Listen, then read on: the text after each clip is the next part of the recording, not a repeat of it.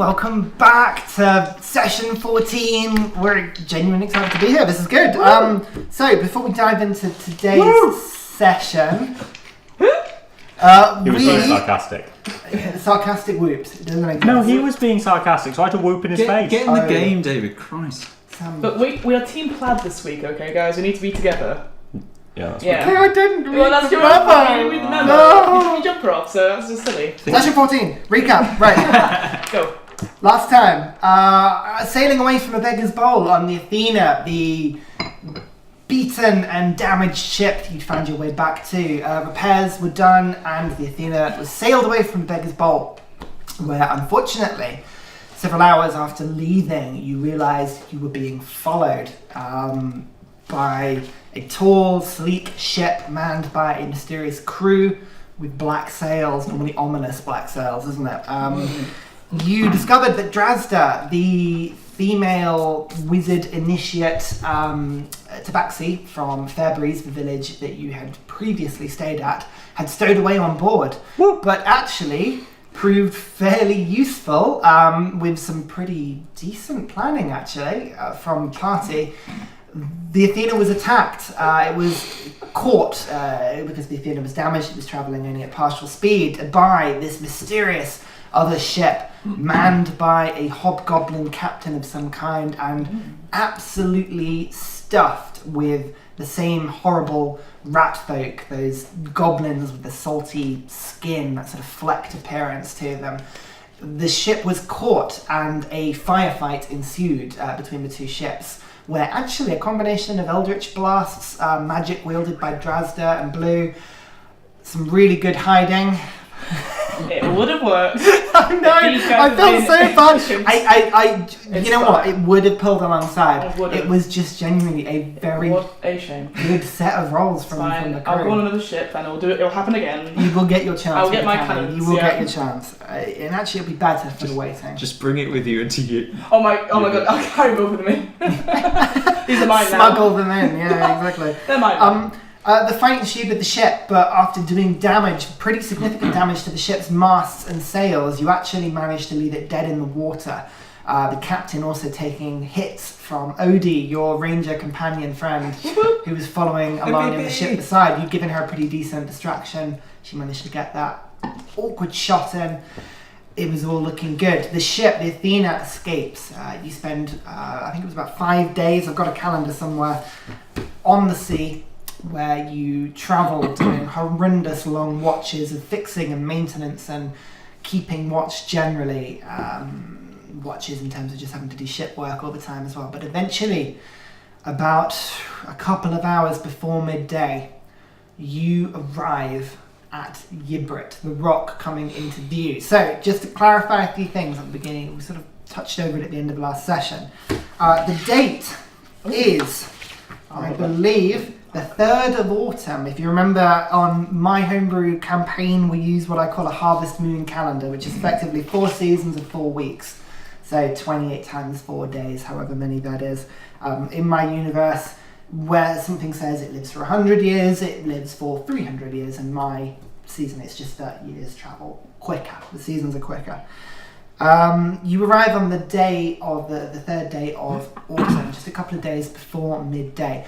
Grumac, after talking with you the previous day, had requested that you meet him at, and I have to just get the name of it just exact, again, the Cackling Dragon, a tavern on Yibrit itself in the evening the next day, so on the 4th of autumn, where he requests your presence / support / just making him look a bit tougher and backing him up for the transaction of Arcanite, this stowed substance on board the ship that has been delivered to some sort of, you haven't quite worked out the nature of the buyer, or at least the sort of third party that you were dropping it with, but you know from his comments that at least they are dangerous, certainly not a force to be trifled with. There's the small matter of a missing chunk of the cargo, but again, I don't know what you're talking about. My notes are wrong. My notes are totally wrong. Yeah. Disapproving looks on that side of the table. Blue really doesn't care. But apart from that, as you approach Yibrit, the day is yours. The ship makes its way into the port below. Now, just to go back through some of the details again, Yibrit is essentially a giant rock sticking out at the middle of the sea. As you approach closer, a few things strike you about the rock. Firstly, it is a rock. It's not an island. It is essentially a large, almost mountain-like structure of rock that sticks out of the sea. As you approach, there are noticeable absences of trees, grass, soil. There doesn't appear to be anything like that. It is simply a rock.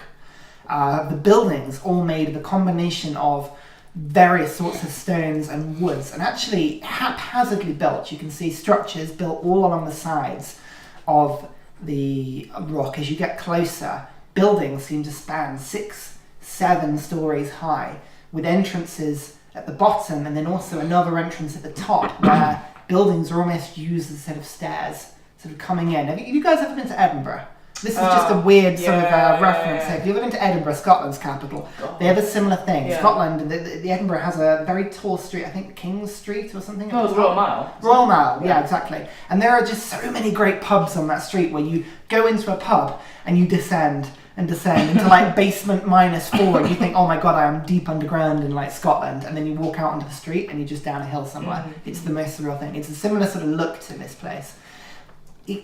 Everything is cramped into this rock. And actually, just to give you sort of an idea of the scale here, you know from Grimac talking about it, Yibrit is sort of just smaller than 1 kilometre each way in its any sort of side. It is a small rock, and to put that in context, of an island of about 100,000 people, and again, the maths I'm sure will be terrible here, but it means that every person living on Yibrit has just less than 10 metres squared personal space to themselves in terms of physically, Yeah, it is London. just like London, yay, or New York, or wherever you're sort of staying from. Is that cube feet though? Well, that's the thing. When you look at the rock, people have utilised the space because it's not flat land. It's pointy and really inhospitable. There is a central peak that goes up. That's cool. And as you come in, just to re-clarify some of the things you see, there are 3 layers of walls that span the rock in various heights. There is a wall just above the sea. It actually forms part of the harbour wall. You can see almost jets in like a Pac-Man sort of shape, sticking to the islands in a sort of circle round Yibrit and then cutting in so that there's only one way in through the harbour. There is a second set of walls, this time stronger, taller watchtowers across it. And there's watchtowers all over this wall, probably about 10 you would hazard around the bottom wall, about 6 in the central wall, and then a third, more elaborately decorated set of walls near the top, around the peak. Very small amount of space at the top, but the buildings at the top look grandiose, made of white marble and shining substances. It is affluent at the top. Even from this distance you can tell. And looking towards the bottom, industry seems to be of a much higher quantity. In fact, some of the shipyards and some of the docking areas, they span out of the rock and literally are floating docks out to sea. Little islands had sort of been used to create platforms. There is an island, as you're looking at it to the left, a smaller rock to which a tall lighthouse has been built, about 150 feet tall, with a, from what you can see now, empty, almost chamber at the top that you imagine some sort of light would be put in. You've actually seen this once or twice, a very bright light sort of shining over the Yibrit itself and out to sea. What else would you see? You see several spires amongst the buildings themselves. We went through a couple of them last time. There's one sort of maybe 2/3 of the way to the top, filled with green flame, elaborately sort of spiraling around, some sort of symbol almost catching within the flames itself. There is a white building with a copper to bronze sort of domed top to it that stands proudly about halfway up, shining away in the sun as the sun catches it, almost glaring. The ship itself, the Fiona, is brought into the city, into the port, and actually makes a stop via a large building that is literally floats in the middle of the sea, probably about 150 feet away from the outer dock itself. A huge wooden structure with large wooden struts bedded into the ground. The Athena pulls up alongside, and there's probably space for 7, 8 ships of the Athena's size alongside this wooden building.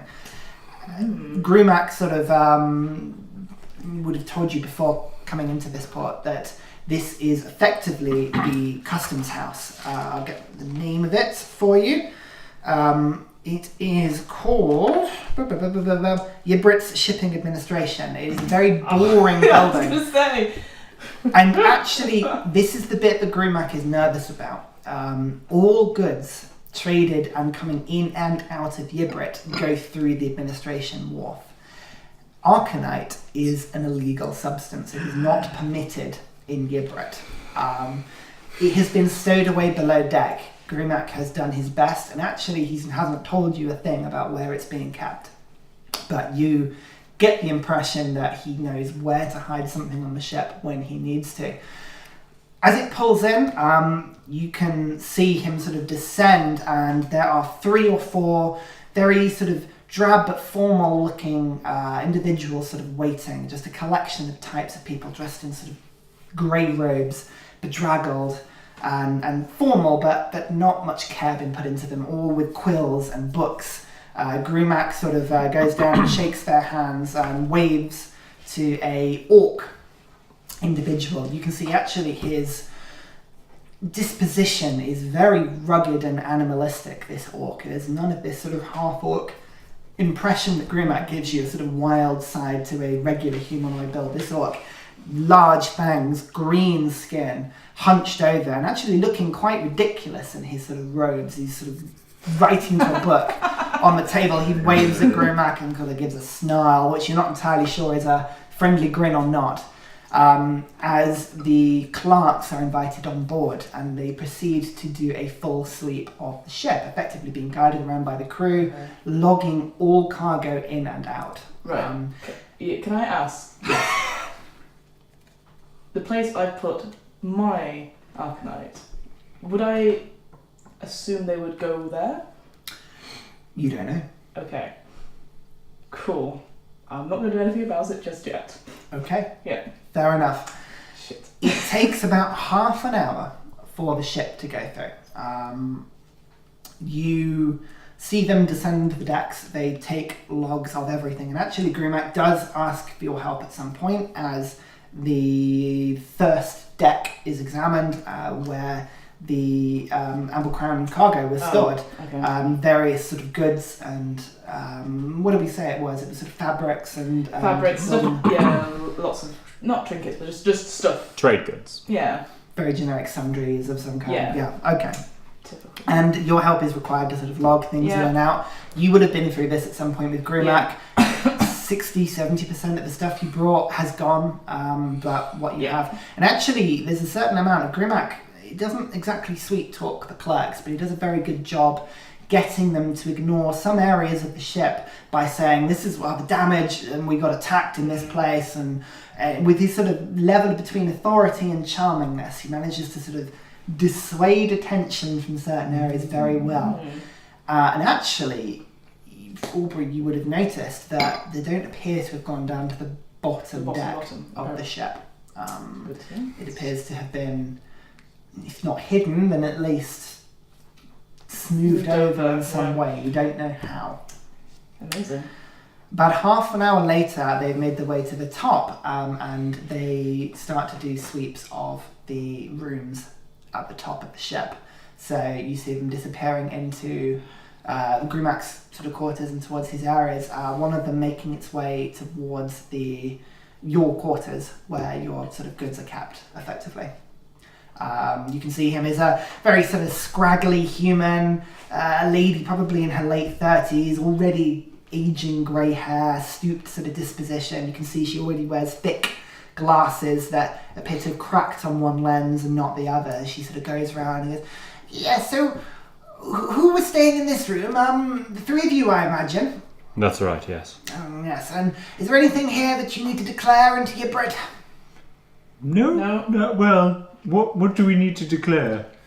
And anything that you deem to be trade goods, things that you plan on selling within Yibrit. Then she sort of goes down. It depends what it is, but normally goods below about 100 gold, to be honest, we don't really care about. But anything now, if you don't declare it now and you try and sell it at a later point, there will be heavy fines.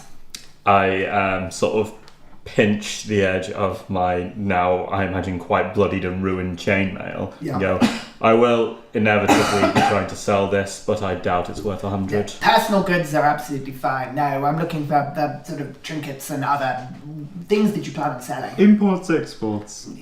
Yes, that is... Yes, indeed. Amazing. Anything for you? We're in a port. Nope. No. And then we're going to be outside the port. It's outside. Oh. We're fine. And there's nothing to see in any of these chests? Nothing?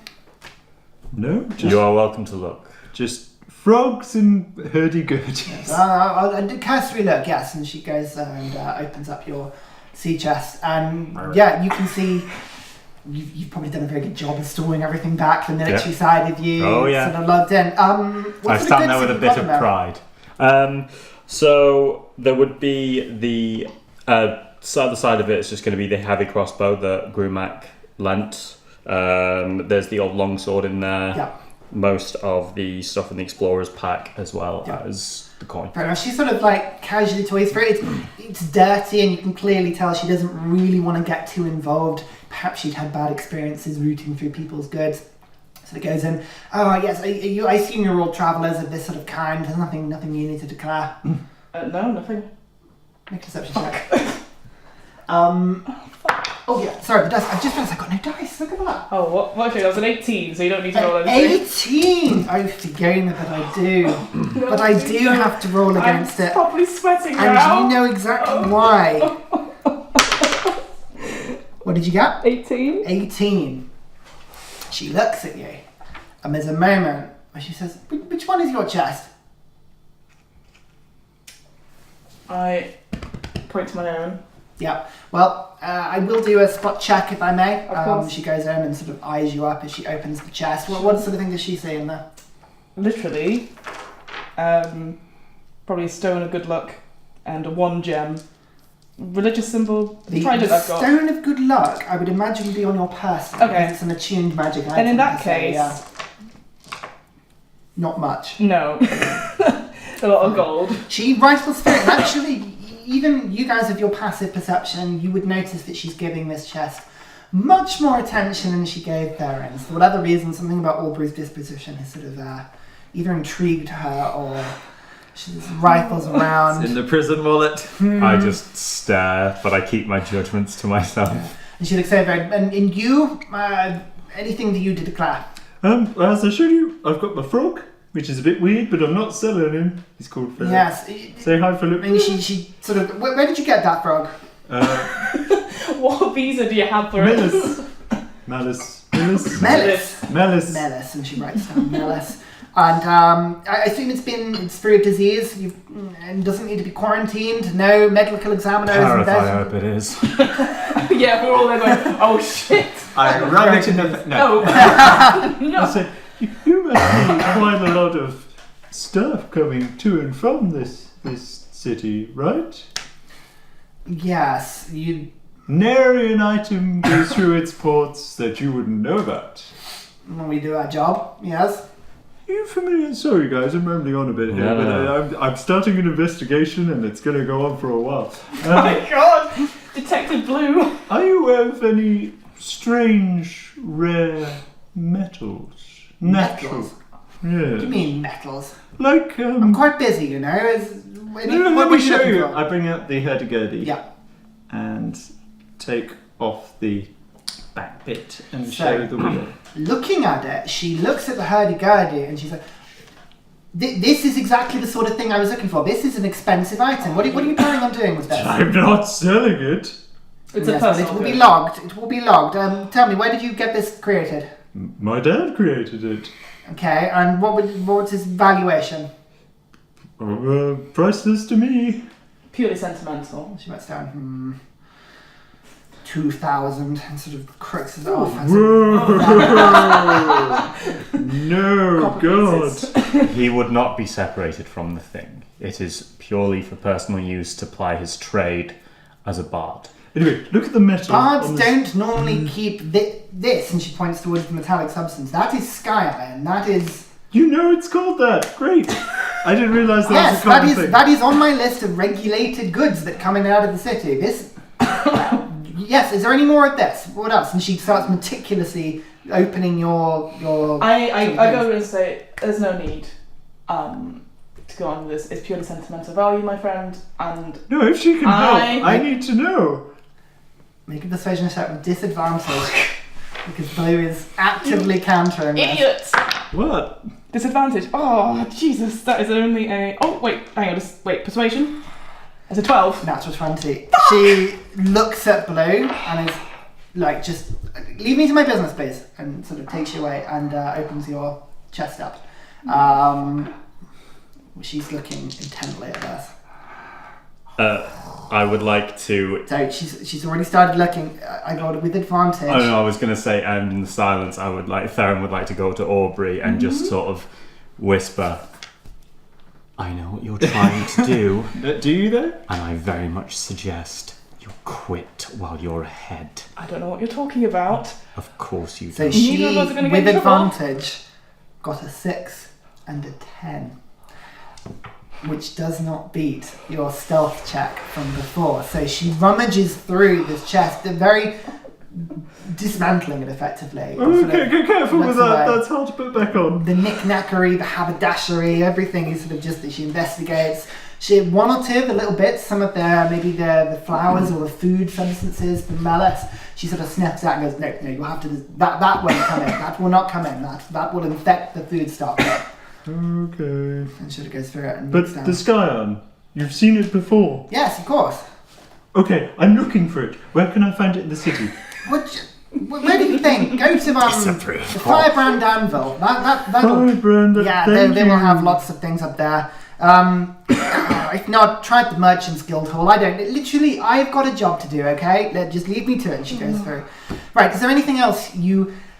And I do say this again, please, tell me now. Sorry, I can't look at you. No? Nope. Nope. Okay. I Don't you fucking dare. draw backlaw from my sheath. Yeah. No. This is my weapon. It is for personal use in my trade. She sort of looks at it. Personal goods, I don't care about theirs. That's fine. Sheath it. Yeah. Dresder, have you got anything to declare? Justice not here at this point. Yeah, I was going to say. What? Yeah, Justa would have been, she would have been hosed, sorry, hosed? She would have been hosed! Overboard, dragged, no, she would have been housed in one of the spare rooms by Captain Grimace. so it's just like yeah, VIP. Yeah, VIP. Well, after the battle, Grumac is Yeah. very protective of her and her fire flinging skills. She is nowhere to be seen. This lady sort of crosses a few very aggressive lines and this thing closes her book and goes, anyway, I must be off. Please, next time, let's not go through this again. You really waste people like my time. We've got lots to do, and is muttering as she disappears out of the room without really looking for a reply at all. She was nice. I go retrieve the scroll from Blue's chest and keep it on my person. You were keeping it on my chest! Do you have any idea what they would have done to him? I thought you guys were going to try and find it and look in my chest, so I thought it would be better To incriminate your I friend? didn't think Blue was going to. I didn't think you were going to say, let's just check our chests. I thought we would be more. No one does No, that. you didn't think. But we were I innocent. did think. Guys, Just you two idiots. I'm gonna keep it on my person from now on. Idiots. I glare for a second why are and we leave. idiots? Aubrey, if you need me to steal illegal substances for you in the future, Keep your just, voice down. just ask. It's fine, I don't mind about the illegal substances. Echoes around the room. I have lots of crannies. In my hurdy-gurdy. Oh, okay. I'm so glad I didn't hide it there. That could have been really bad. Yeah. Okay. Cool. I would like to find Captain Grumac if I may before I leave. Yeah, he at this point will be sort of he would have gone over to the orc, making last minute sort of conversation, signing a few things. The scribes have all brought back their reports and he's checking them off and arguing about the values of certain goods and sort of whatever. He seems to be engaged in conversation with this orc. Give him 5 minutes. They sort of come to a begrudging agreement where you appreciate that neither of them looks particularly content.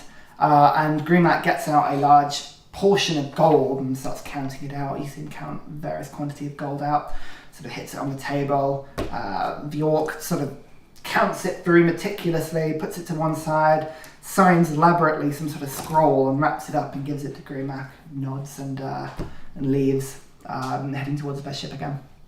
Cool. And probably will bump into you on the stairs, I imagine. Great, Coming back okay. on. I walk past the orc, leaving, and just, Yeah. and go straight to Grumac. Yeah, well, he's come back onto the ship at this point. So, Great, okay. So the ship needs to go inland further. This sort of customs house effectively is floating in the middle of the sea to an extent. So it is separate from Yibrit. Almost a quarantined area, you'd imagine. Should everything be intercepted before getting into the city. Grumac sort of comes back onto the ship, sees you, and goes, please, walk and talk. Sees you need to talk to him, and starts organising the ship to sort of effectively take sail and be pulled into the Yibrit itself. Sure. Everything okay? Everything is fine, yes. I wanted to return this to you, and I unsling the crossbow from my shoulder with the remaining 17 bolts. Thank you for it. It was of great assistance, but I shan't be needing it any further. You're very welcome. Thank you for returning it. I shall make sure it goes back down to the armory. I hope you didn't need to use it too much. It seems like you have developed. You don't appear to have much need of it anymore, but Best not to mention the sword to too many people, if you don't mind. you need not remind me. I am well aware of situations. Quick, I believe we should take sail as soon as we can. Cut I to agree. dozens and dozens of sailors offshore in pubs going, "You'll never guess what I saw." Amazing sword. It was a cool sword. Then I just sort of follow him around for the time, help out where I can, Perfect. whoever gets things The quicker. Athena is the mast sails are raised again, and it's effectively sort of slowly brought into port. You can see it is guided in by several people from the docks.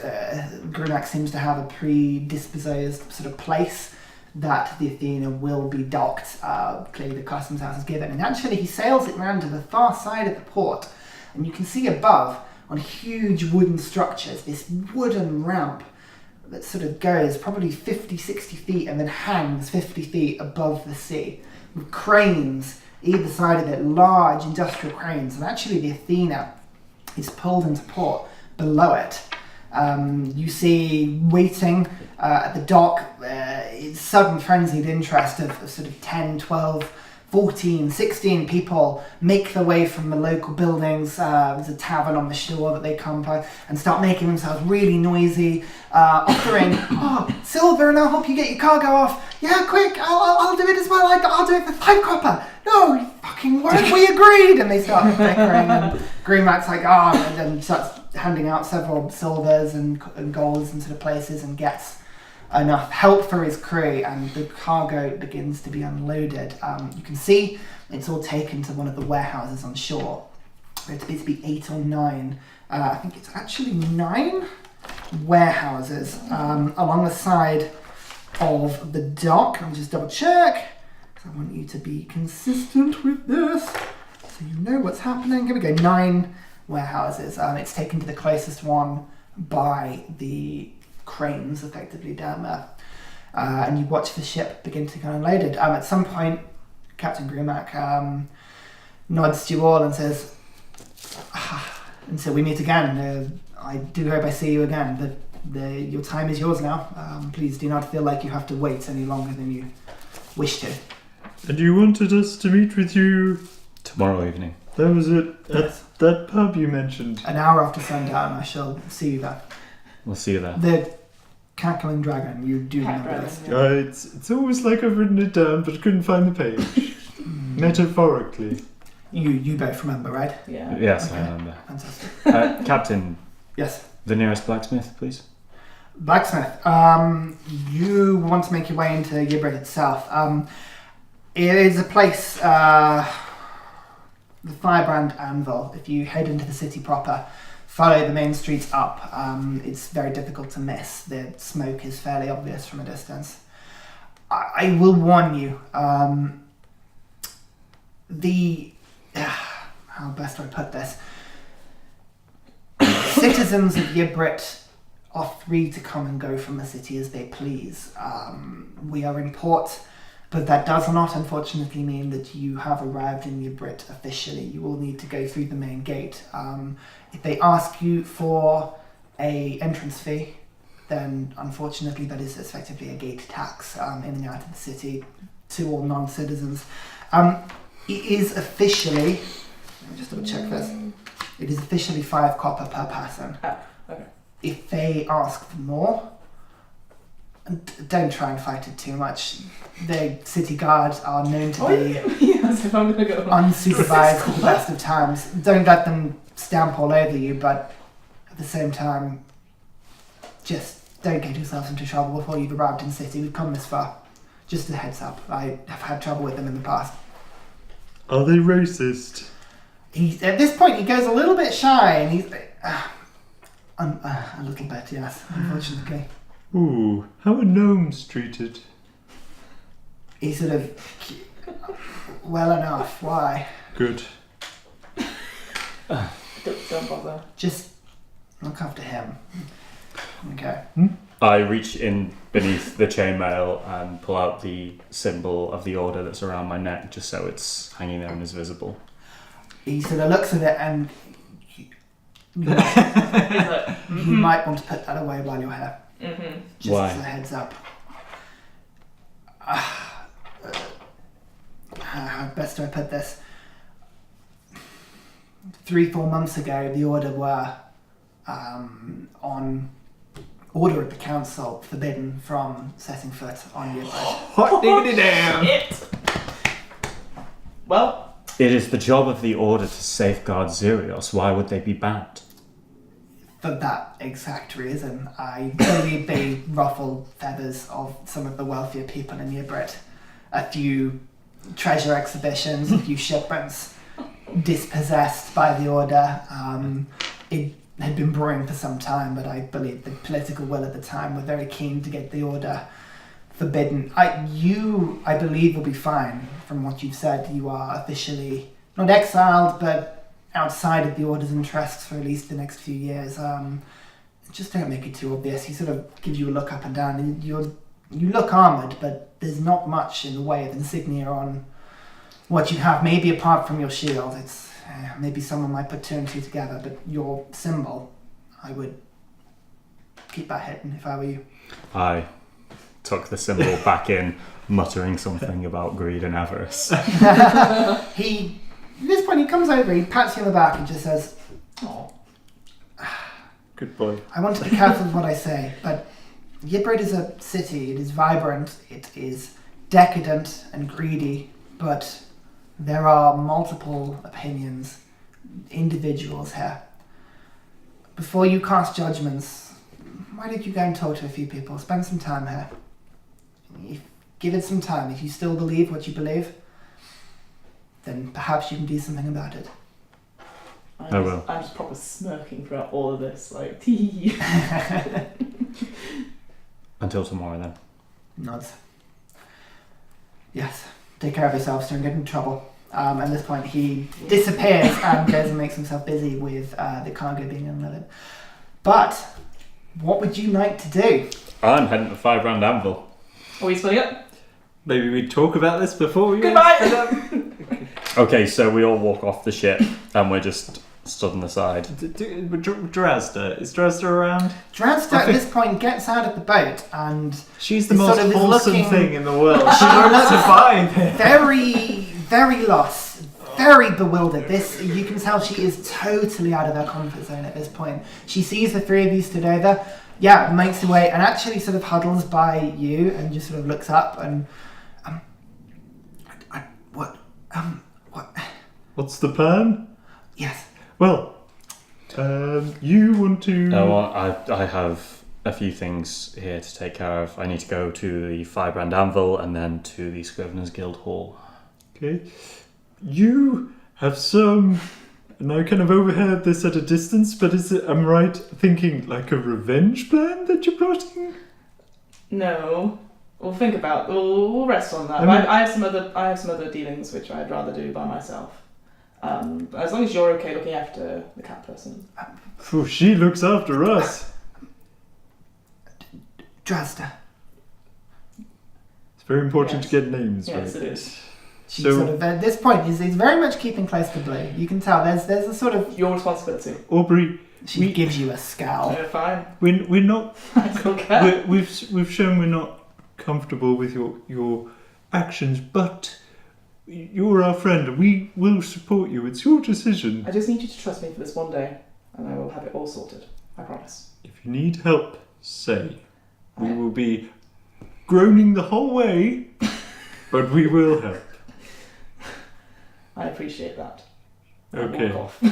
Don't go near any Okay. crocodile. So at this point, I should say, you are at the edge of effectively what is a giant sort of U-shaped, maybe crescent moon style dock. You can see the cranes above are sort of like hanging and swinging in the breeze, but there is a gate sort of central in. Very much you all have to go in the same direction. Oh shit. Past sort of 4 or 5 Walk miles. away. Yeah, walk away and you all follow me. So the three, I imagine the 4 of you can make your way Yeah, towards fine. the gate. Mm. You see ahead of you, the wall is 15, 20 feet tall. It is a fairly intimidating presence, a sort of solid stone structure. It's no citadel, though, It's is no it? citadel. No, even the towers are nothing compared to even the gatekeeps on the citadel. This thing is tiny, but I just look still up there and go, intimidating. "Hmm." You see members of the guard sort of patrolling either side. Towers at various points around, but the gate itself has 2 effective turrets that sort of man it. And the gate is open, but you can see as you approach 4 or 5 guards that are almost creating a line and seem to be checking people as they come in and out of the city. You can see as well to the right, there is a building. It looks incredibly decrepit, but even at this time, just before noon, incredibly busy. You can hear ravenous noise and music and swearing and shouting from inside. Outside, you can actually see a really smelly and almost rotten. You can see various seabirds landed on it and are just sort of nesting in it and picking at it. Is what you think is a giant sculpture of a wicker whale hanging above the door. And again, the wicker whale, a tavern by the gate effectively, hangs whale. there. Fuck yeah. A wicker whale. I love it. How do you spell wicker? Wicker. There you go. How you'd imagine. Oh, difficult one. I definitely wrote down wicked whale, but never mind. Yeah, and you can see a sign outside scribbled in misspelling, just says, "Gates shut, come and drink!" exclamation mark. Love it. Note it down for later. I eventually do not get in, so that's fine. But otherwise the gates are ahead. You can approach the gate, I imagine. I would like to approach the gate. Yeah, Yeah. me too. Yeah. Wonderful, perfect. They sort of all let you in. Halt, a very uniformed man. You can see he's standing very straight and a horrible moustache on his face. Looks it up. Yes, citizenship documentation, please. Hi, my finely moustached man. May I just say how fabulous you're looking today? I'm afraid- Identification, please. we heard there's like a 5 We're copies visiting entry. Yibrit. Not citizens. Not citizens. No. Fine. And the dress is the 2 of you. And are these creatures yours? Yes, they're part of our party. That's correct. Sort of looks at them. So it gives you a half a look, but the dress is yours. A smaller. We problem. do tricks.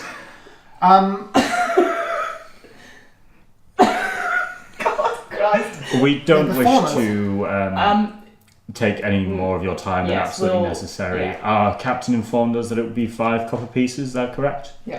For you two, certainly, but if you're bringing creatures into the city, that'll be 10 gold for the both of them.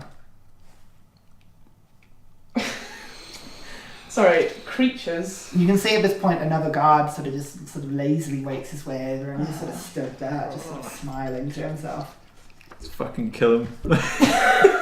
Heat metal! Heat metal! No! What would you like to do, Blue? No. Sorry, they're not creatures. They are people. They are persons. Is a tabaxi for Look. other... I don't care. Honestly, we're here to man the gate. Right? 10 gold, 10 copper. But they're not... please. I give him 10 gold and So, treat yourself to something nice. He sort of takes it from you, sort of counts it out, smirks, and goes, I will indeed, thank you very much. On your way. I was like just about getting out of earshot with Dress that I go, Most of them are real. let's go. You say that. No, you idiots! Okay. Oh, fuck! As you get sort of about 10 feet away and you say that, there's a look where the guard sort of looks down at his coins and sort of looks through them and sort of looks up at you. Hey, what do you mean by that? It is a Come back joke. here. He's joking. It is a He's joke. No, you bring him back here. No. Come on. Bite it. If it's gold, you won't be able to break it with your teeth. Bite it. I have the one leaning over to the side of them. Make a persuasion check, actually, on that. Not good. Persuasion 9. You fucking idiots! The guard wanders over and sort of like stands tall. You can see he's almost taller than you, but not quite. He sort of has to pull himself up. You're tall enough, even as a short dragonborn. You're pretty tall, and he sort of walks up, maybe sort of 5'8", and sort of pulls himself out. You think you're being funny, do you? It's my trade, my craft, good sir. Good moustache, good sir. You Mm-hmm. keep yourself out of trouble. Certainly will. You feel him thwack you. He punches you in the ribs. You take 2 points of damage. And he just says, I thought so. Spits on the ground and walks off. Can I remember his face? I guess you can. So he is, again, The a one with human, the moustache. about 5'7", with a sort of black moustache. You can see slick black hair tied up, but very lazily, almost greasy. You can see he's clearly puts effort in his appearance, but it looks greasier than it does. Waluigi in armour form. Well, yeah, that's sort of look, yeah. I, one by one, very slowly drop 5 copper pieces into his palm and stare at him the whole time. He sort of stares at you back. You keep him out of trouble. We don't need his sort in here. Have a good day, sir. I'll do the Takes same the thing. coins. I'll do the same thing. But can I say, like, Amble Crown will hear about this. See if that does anything. And will they now? Yes. I have no idea who you're talking about. Even Off you better. What the hell was that about? I don't know. go. He laughs and sort Are of you walks up his neck. Yeah, just, you know, I bounced off. walk over to A Blue, lot of padding. put one hand on his shoulder and put the other one where he was punched No. and heal him. It's 2 points, yeah. Yeah. Very good. I think we should meet more guards. Can I smack him round the head and say, Oh! just remember, you gotta be careful. It's not a safe city for you, turns I out. said gnomes are fine. Weird. But Anyway, I We're point to Dresden. I said, Oh. she isn't fine. That's she true. is She, your at this point, responsibility. he's very timidly sort of has pulled her like robes up. You can see her hood is hidden in and is very, very as small as she can be. Remember, I cast enlarge. no. Do you? No. Okay. I'll stop doing that. Remember, your actions reflect not only on you, but on her as well. Don't give me that look, Sam. yeah, Yeah, yeah. yeah. Imagine doing something and then it affecting other. Yeah. As Aubrey said this, I just stand by Blue, fold my arms, and watch. I do not even look at Theren, I just straight at you. It's more because I'm just pointing at Dresden. It's like, because she's actually there. I don't really see the people that have Don't worry, nothing could go wrong. We're practically gods. Let me say something else. I don't know what you're talking about. Yeah. Okay, we'll keep a low profile, but Not only for her, but for Grumac as well. He did say, yeah. yeah. From behind you, you Yeah. hear, Oh no. sort of from maybe to the side of you, you hear, Low profile, eh? You suck at that, I can tell you. And then sort of looking to the side, you see a very squat but very large form of a female dwarf that you probably gauge sort of 45, 50 years old, with very scruffy blonde hair, traces of the beard, but sort of stubble Stubbly, almost, yeah, effectively. As she sort of she's wandered over and she's looking at you and goes, I can tell you're all very new around here. What gave it away? Trouble with the guards, I see. I want to switch to Dwarvish Yeah. and say to her, Oh, you can speak dwarf. I do. My companions and I are new to this city. What can you tell us to avoid incidents like that? But she replies in common and goes, I can help you with that. I tell you, Get out the book. this is fortuitous. I happen to be in this area at the time. My name is Lakara. It is nice to meet all of you. I see you're all new to the rock. As luck would have it, I've been here some time. I can give you a tour if you want.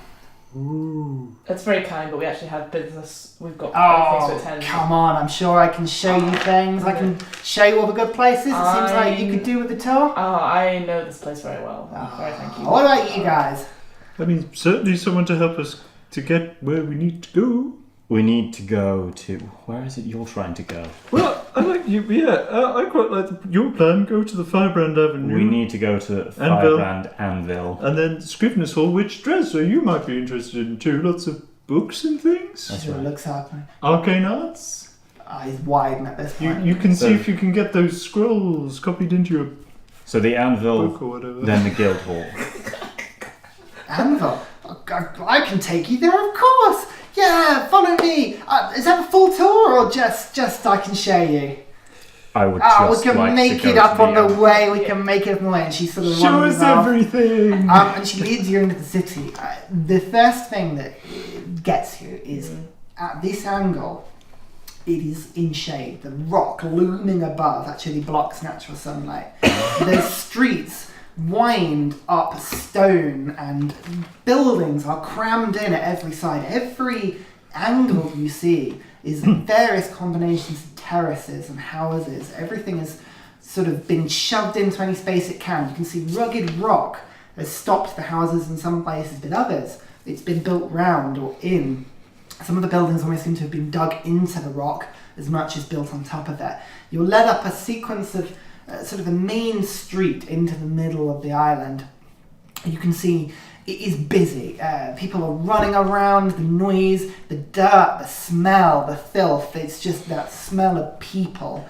It is not a clean city per se. As you're led, shops on either side, you can see shops flogging their wares, various sort of bookshops, you can see jewellery shops, very cheap and cheerful places of little trinkets and little bits and sort of, you can see various food shops and various, just everything. She sort of leads you across and goes, I can see you're feeling a bit hungry, I tell you.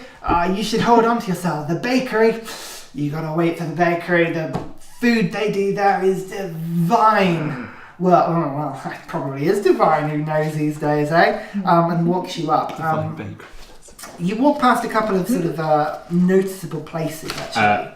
After she says that, I just kind of put my hand on her shoulder and go, you said it probably is divine. Who knows these days? Well, I mean, magic's everywhere, isn't it? You've only got to open your eyes and see what's around you. But I tell you what, that bakery, it's... a year ago, they were no one, and now they're the most popular food joint in the city. Wonderful. To the... What's it called? I'm just looking here. It is... A bagel factory. No, it's just the Baker's Guild Hall. I'm afraid they don't have a fancy name, but the bloke who took it over, I couldn't tell you his name. He seems to have brought the whole place round. It's one of the most thriving guild halls in the city at the moment. A modern success story. Yeah. Definitely my Thank you. bagel. Yeah. Exactly. Yeah, I'm glad you understand. I do. She sort of come on this way. You walk past various buildings that sort of gauge your interest. There's a tall stone structure that almost seems to have various ledges up it, sort of 15, 20 feet into the air. Occasionally you see birds flying in and out of it. You walk past a couple of taverns. You walk past a large store on the edge of down one of the streets. You see a huge sprawling market. You can see Gumbo's written in a huge sign over one of the bigger stores there. And she catches your attention whenever you look at things. She's like, yeah, go see Gumbo if you need anything. He's a bit steep, but he's got most stuff, I'll tell you that.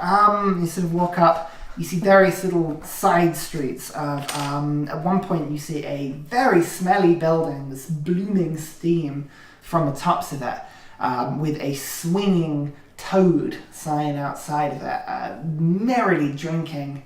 Yeah, the Laughing Toad Brewery. Yeah, you need to go and have a go there if you want. It's that stuff will knock you strong. Honestly, yeah, it's worth a look. And sort of takes you up. Everybody make a perception check for me. Okay. You're gonna have to roll in the 10. Oh, that's slightly better. 10.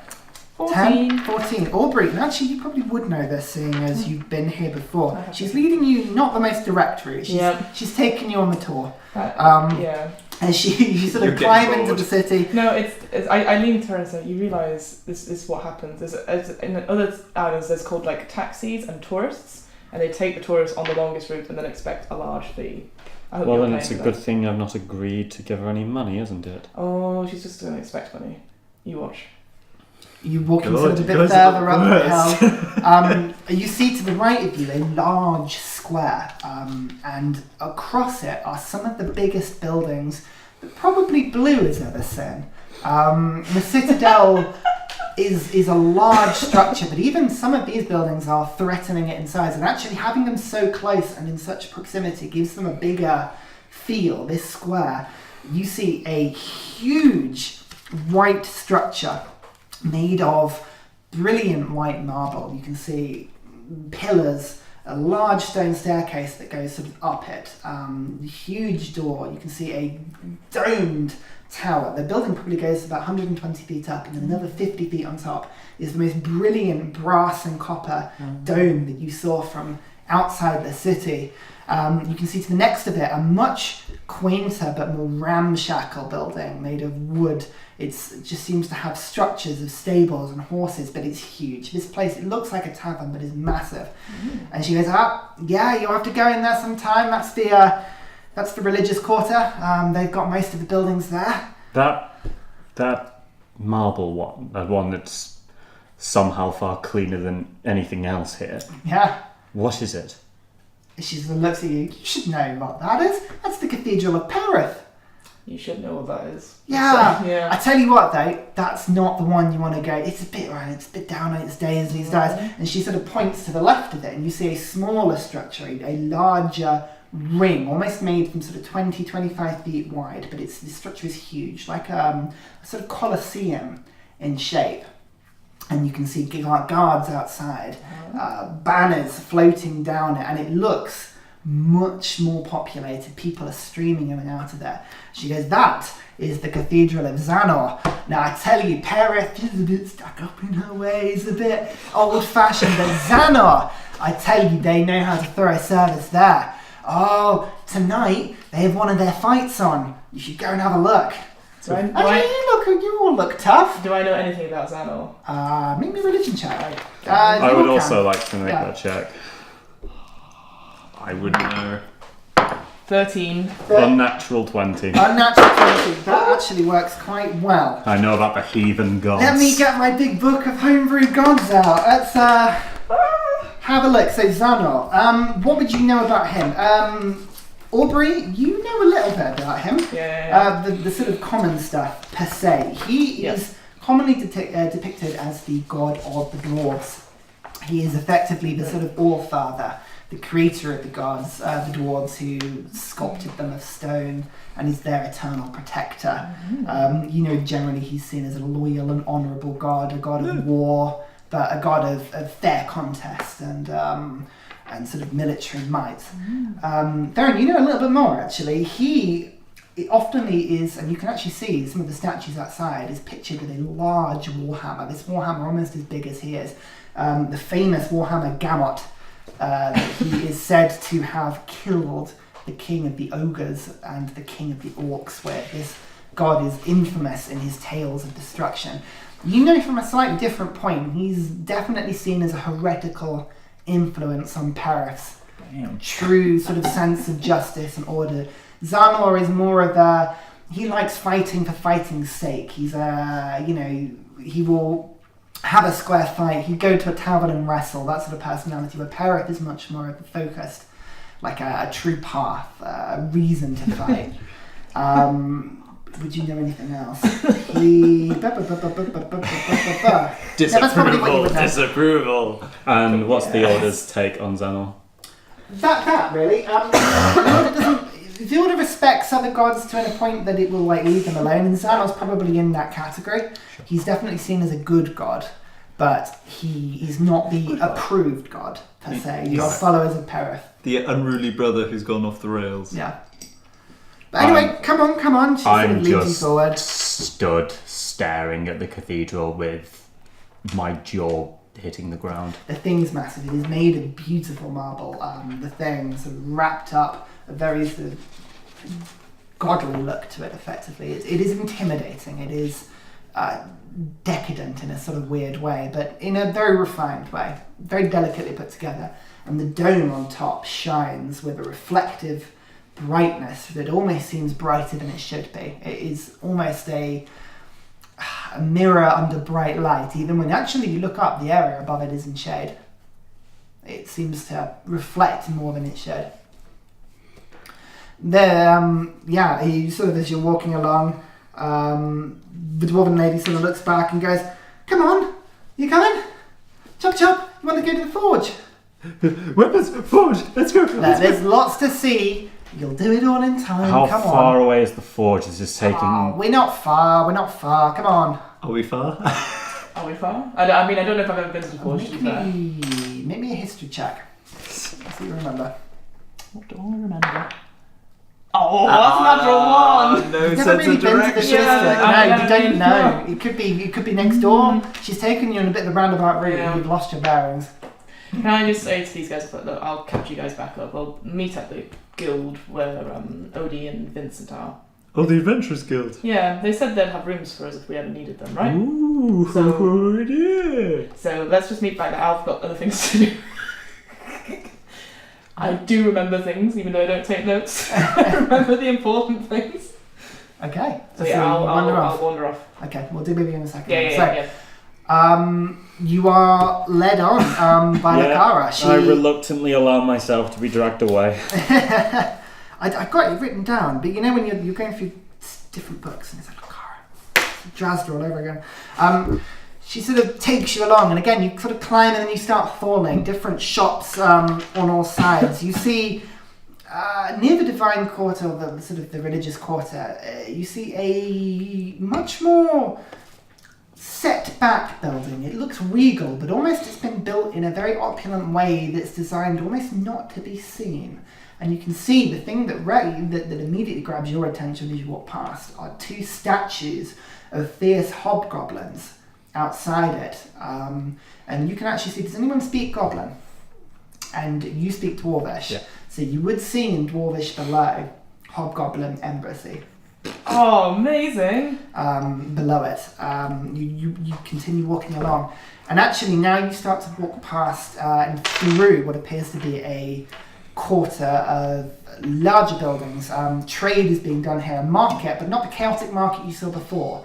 Markets of much more refined and calm trade in some areas and busy in others. The smell of fresh bread just washes over you. And again, I thought you'd smell it. The Baker's Guild Hall. You've got to give them a try sometime. Oh, the pies. Every morning at dawn, they bring the pies please. out. Oh, he's no fun, is he? No. You look like a man who enjoys some pie. I do enjoy pie. Yeah. What about you, young lady? Would you? And she sort of just is intimidated every time people bump into her. Do they do fish like tuna pies? Fish. We live on a rock in the middle of the sea. Of course they do fish. Makes sense, because the sea is where the fish live. If people are bumping into Drazda a lot, I just kind of hang back for a second and offer her my arm. Yeah. Aww. Yeah. She sort of takes it and Cool. Super cute. She's the most wholesome thing in this campaign. We must preserve We it. must protect her. You see various buildings that you determine to be guild houses of various types. It's difficult to tell what trades they do. Sometimes you see things where they appear to be sort of almost leather working, or they might be creating sort of clothes of some kind. You see what appears to be a jeweller's across the way. A very dingy, tall-looking building that just the windows appear to be boarded up. It's very weird in the middle of this close with everything around it, but sort of sat there offside. Eventually you're taken to the far end where plumes of smoke are coming up. And you recognise at first the signs of the sort of familiar sort of forge sign, just sort of hanging in the thing. But this is not like a forge that you've seen even in the Citadel or even in Ornelis, where iron is and steel are created and worked, but not to the scale as you see. You see 12, you would hazard, open air anvils, all in a huge courtyard, manned by 20, 30 people. You can see probably 8 or 9 rugged, all the types, barking orders of various types at younger people who go around, are being taught, are being ferried, are blowing bellows, are moving coals. You can see various pieces of ironwork and steel are being hammered out. You do see a couple of sets of armour and weapons, but most of it appears to be tools, hooves, fishing implements, useful things like that. And she sort of goes, looks to you, Lakara, and sort of goes, and here we are, my good friend. This is the Firebrand Anvil. It is fantastic. You will get anything you want to here, I tell you. Where's the shop?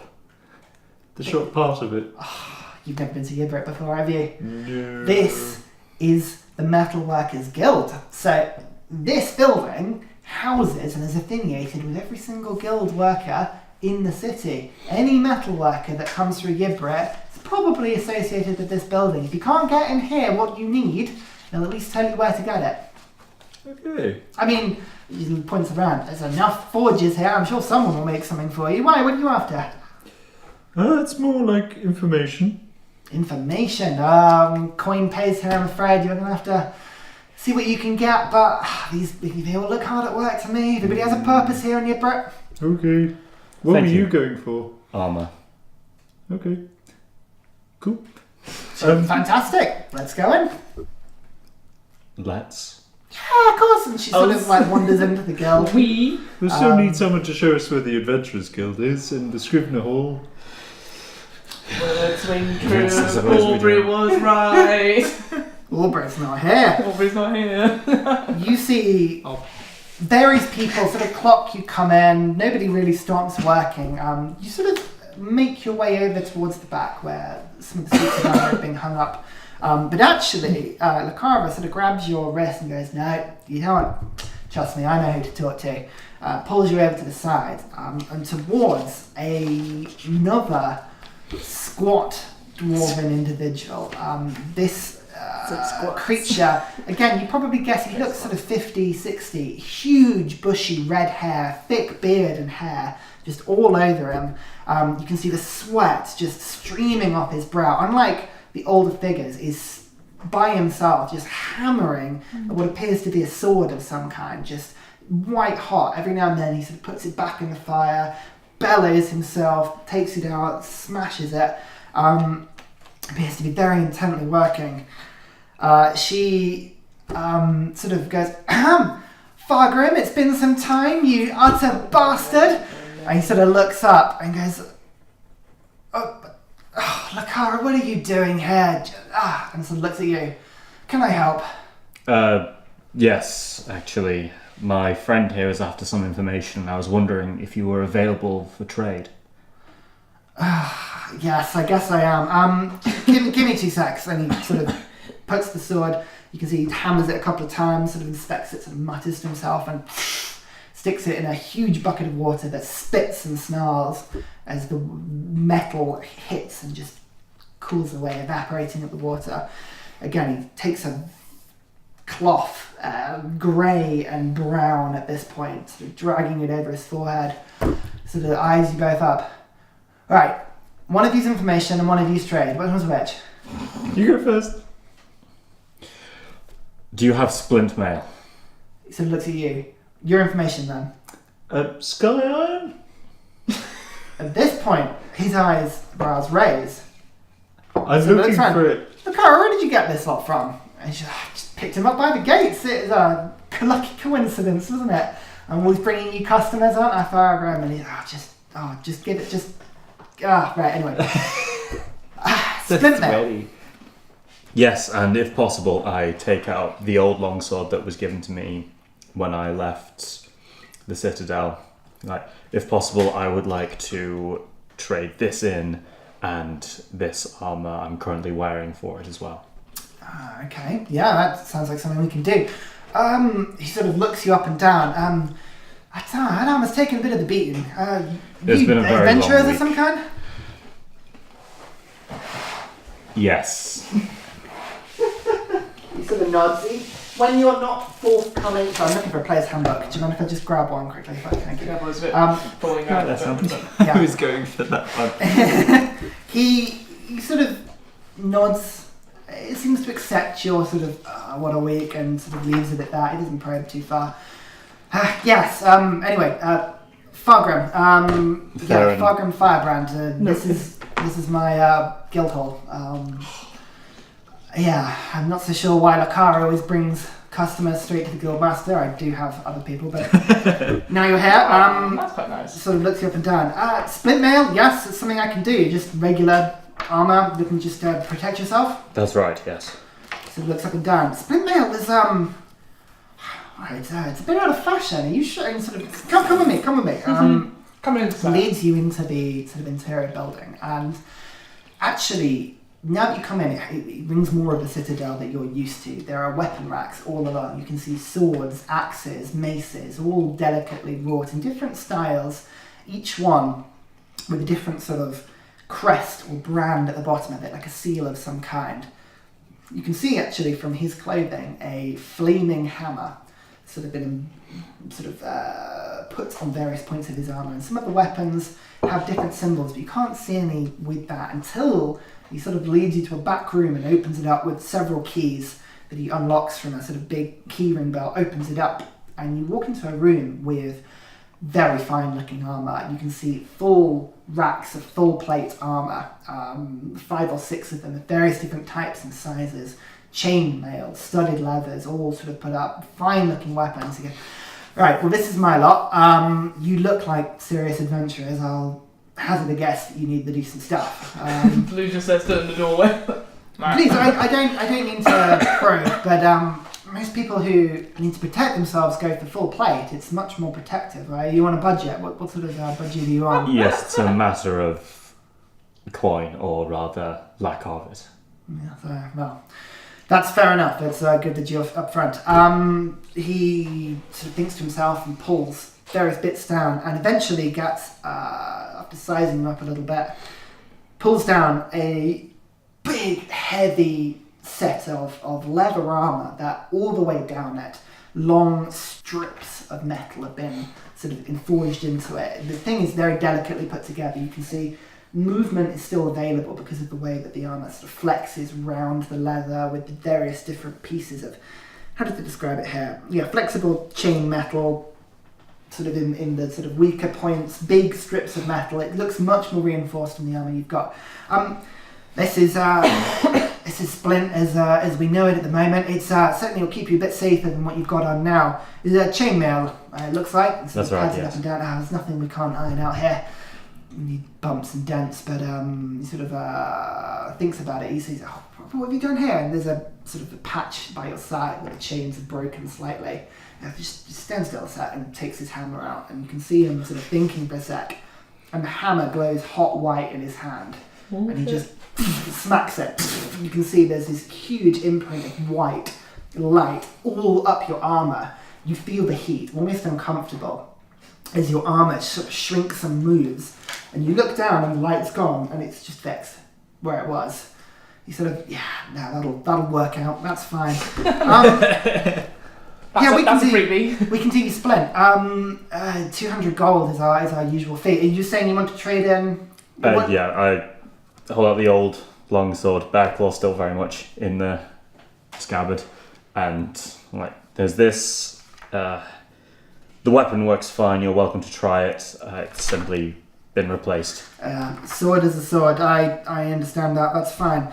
Let me think. He sort of does some maths in his head.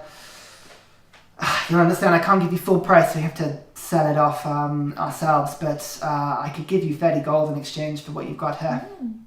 I understand.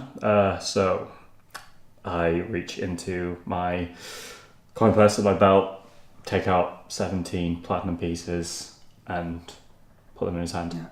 That's very kind. We'll finish this up for you today. Are you staying in Yibrit? Yes, we should be at the Adventurers Guild. The Adventurers Guild. Fantastic. Would you like it delivered there, or should you come and collect it? Well, actually, it's easier if you come and collect it here. We'd probably fit it to you. That's fine. Wonderful. Right. It'll be ready tomorrow morning. He sort of looks it over. Do you have your citizenship documentation on you? No, I'm a visitor. A visitor? Oh, I'm sorry. We'll have to consider the citizenship tax. He sort of thinks it over. You're not a citizen at all of Yibrit? No. Give me that look. It's a stupid rule they brought in. I'm sure you'll understand. Sort of goes in. It's at 10% at the moment, so 17 gold, unfortunately, on top of that. I'm afraid you'll find it in all prices in Yibrit. The non-citizens are taxed, unfortunately. Okay, I give him 17 platinum and 17 gold. He sort of takes the gold, sort of counts it out, scribbles something down in like a sort of notebook on the side of him, pockets it, and holds his hand out to sort of shake it and goes, "It's a pleasure doing business with you." And your name, sorry? Theren. Theren. Nice to meet you. Yes, I'll be here tomorrow. Come and collect it from me personally. That's absolutely fine. Cool. If I may. And next time you're in town, if ever you do fancy the upgrade, bring my armor pack to me. I'm sure we can do a better discount. I'll seek you out. I have a question, if I may, Of course. before my friend steals you. This citizenship tax, I'm hearing it everywhere. What brought such a thing? Money has been tight in the council. He sort of thinks about it. I was thoroughly against the idea myself. I sit on the council, but there's been trouble. Trade supplies have been plundered. Various sort of cargo has been abducted. Well, hell, one of my own shipments was taken not long ago. It was introduced as a way of taxing the non-residents to keep the residents safe effectively. I personally think Yibrit, for God's sake, we're just a rock in the middle of the sea. People come here because of trade. If we start taxing the trade, people won't come, but that's my 2 coppers. I'm afraid you'll find it anywhere. If you're here long enough and you want to become a citizen, the town hall is accepting applications. If you pass some background checks, I'm sure they'd take you in. It will save you some money in the long run if you're planning on spending more here. One more thing. And I take out the 5 javelins that are just on my back. Oh shit! Are these of any worth to you? No, not for me, unfortunately. I deal with metal. You gotta keep hold them. Well, they're useless to me. I can dispose of them for you if you like. It's fine. And sort of put them on the corner of the room. Now, sorry, I didn't catch your name. Blue. Blue. It's lovely to meet you. Sky Iron, you say? What brings on that subject? It's something I'm searching for, a little pet project. Forgive me, pet projects don't normally involve such an expensive material. What, may I ask, are you looking for? Sky Iron? Just To purchase, or? Purchase, find, anything. He sort of, well, I have some myself. Oh, awesome! How much are you looking to buy? That's a very good question. Well, what are you looking for? Well, what is your purpose for it? Well, my father is an inventor, and he has noticed certain strange qualities with the metal when building things, like with my hurdy-gurdy. The wheel inside produces magical effects when I play it. And that's made of sky iron. You have sky iron in your instrument. May I Yeah. see? Yeah. It is yours. I won't steal it. Don't worry. And he sort of looks at it, sort of inspects it. You see him getting a small sort of looking glass out, sort of inspecting it. Ridiculous in his big maw. Yes. He sort of looks around at it. Just wedges it in his bushy beard. Sort of puts it down.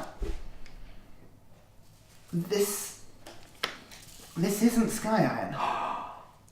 What? It looks like sky iron. He sort of looks at it sort of closely, and perhaps some sort of alloy. It has sky iron-like properties, but you can tell. Look, and he sort of clicks his fingers, and flames appear in his fingers, and he sort of holds them close. And you see the light dancing round sort of against the light. Yeah, it's as I thought. It's not pure. It's impure sky iron. It's certainly some sort of alloy. Yes, I've heard you said this is strange. I've only ever worked with sky iron raw. Do you know what this has been blended with? No, mostly Dad just got me hitting stuff with hammers and heating them up. It's fascinating. Sort of clicks it out. I'm afraid I wouldn't know how to replicate. This is fascinating. Do you have any more, or is this all you have? This is all I have. I'd be fascinated to study it if you could spare it for some time. That face. Maybe. I would only need it for a few weeks. It's interesting in the way that the alloy has been created. I'm sure there are interesting applications here. I'll speak to Dad, but 3 weeks is a long time to go without my main source of employment. I understand.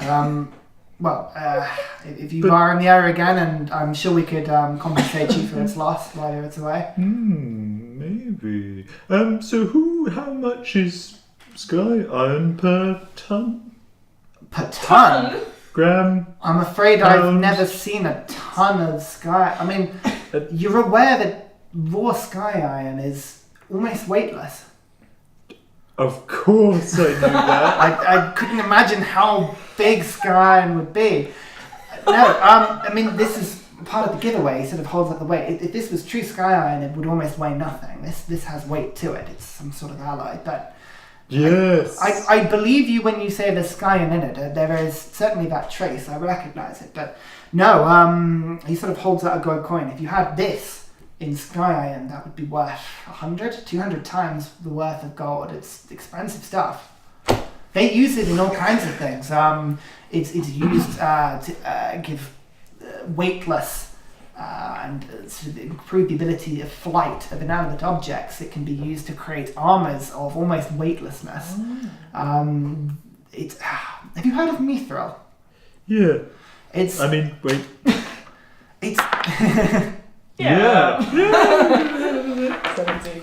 mithril is a personal favourite of mine. It's a very, very light metal. The dwarves historically, long before, were known to work with it. I'm afraid I only have small amounts of it myself. But it's like mithril, but magical.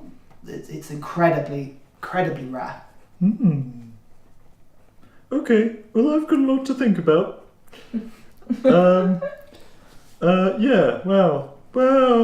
Okay.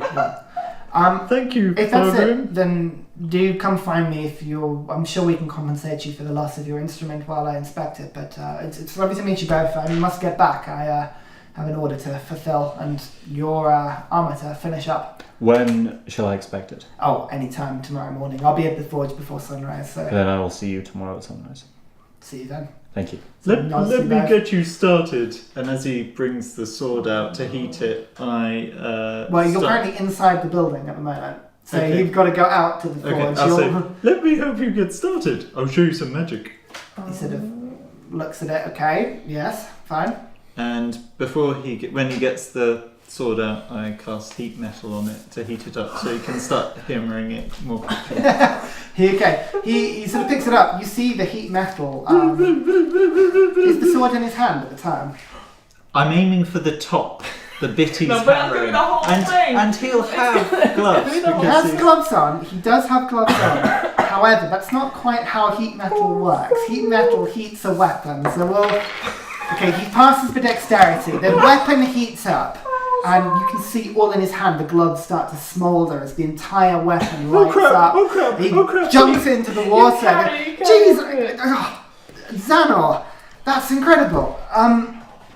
Look, I've got to work the magic is impressive, but please leave that sort of thing to me. Sorry. Maybe don't do it without making someone aware first. What you mean consent? Sorry, I get carried away. I like to assure. Around the streets, you just hear it on the wind. Okay. Nice to meet you, Fargrim. At this point, the entire guild is looking because of the music you've made casting the spell. Everyone is sort of looking out, sort of looking at you curiously. He's okay. Well, yes. Take care. I'll see you tomorrow. We're keeping a low profile. Indeed. Blue, you're not supposed to say we're keeping a low profile. It gives you both a look. Well, please, I need to get back to. See ya. Thank you for your time. You're very welcome. It looks back. We're going to take a break, Yep. because we've got to take a break, and we'll I go want see to what go back Aubrey's to up see to. what Aubrey's So, up to. see you in a sec. Bye. Welcome back. Right. What is Aubrey doing? I don't know. So Aubrey, you've just after the religious district, you have departed from the party. Mhm. You find yourself sort of halfway in Yibrit, the market not too far away. What would you like to do?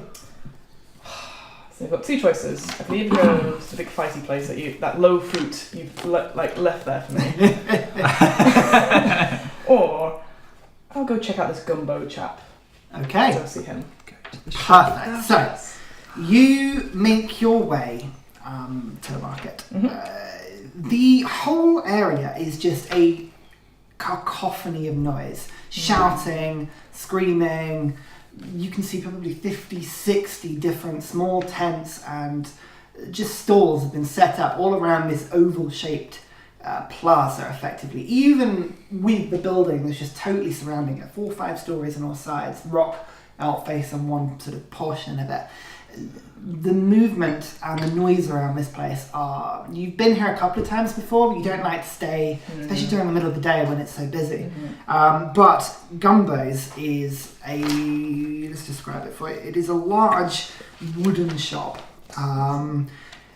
Built almost in a sort of vineyard style. It's got a raised decking entrance to it, lovely windows, but it's big, it's really big. It's probably the size of maybe an 8-10 person house. It's a really large building that goes up into sort of 3 floor stories. You can see one tower that sort of curves off to the left. It is busy. People are rammed entering the door. You can see actually getting into this place, you'd have to queue maybe for a couple of minutes as people sort of file in and out of a very, very small door. I don't like queuing. Fine. Do I know much about this? I rage. No. Do I know much? Have we had any dealings with Gumbo before? Have I heard of this person? Make a history check. Oh, I'm not very good at them. Sounds like a serial It's a killer. 6.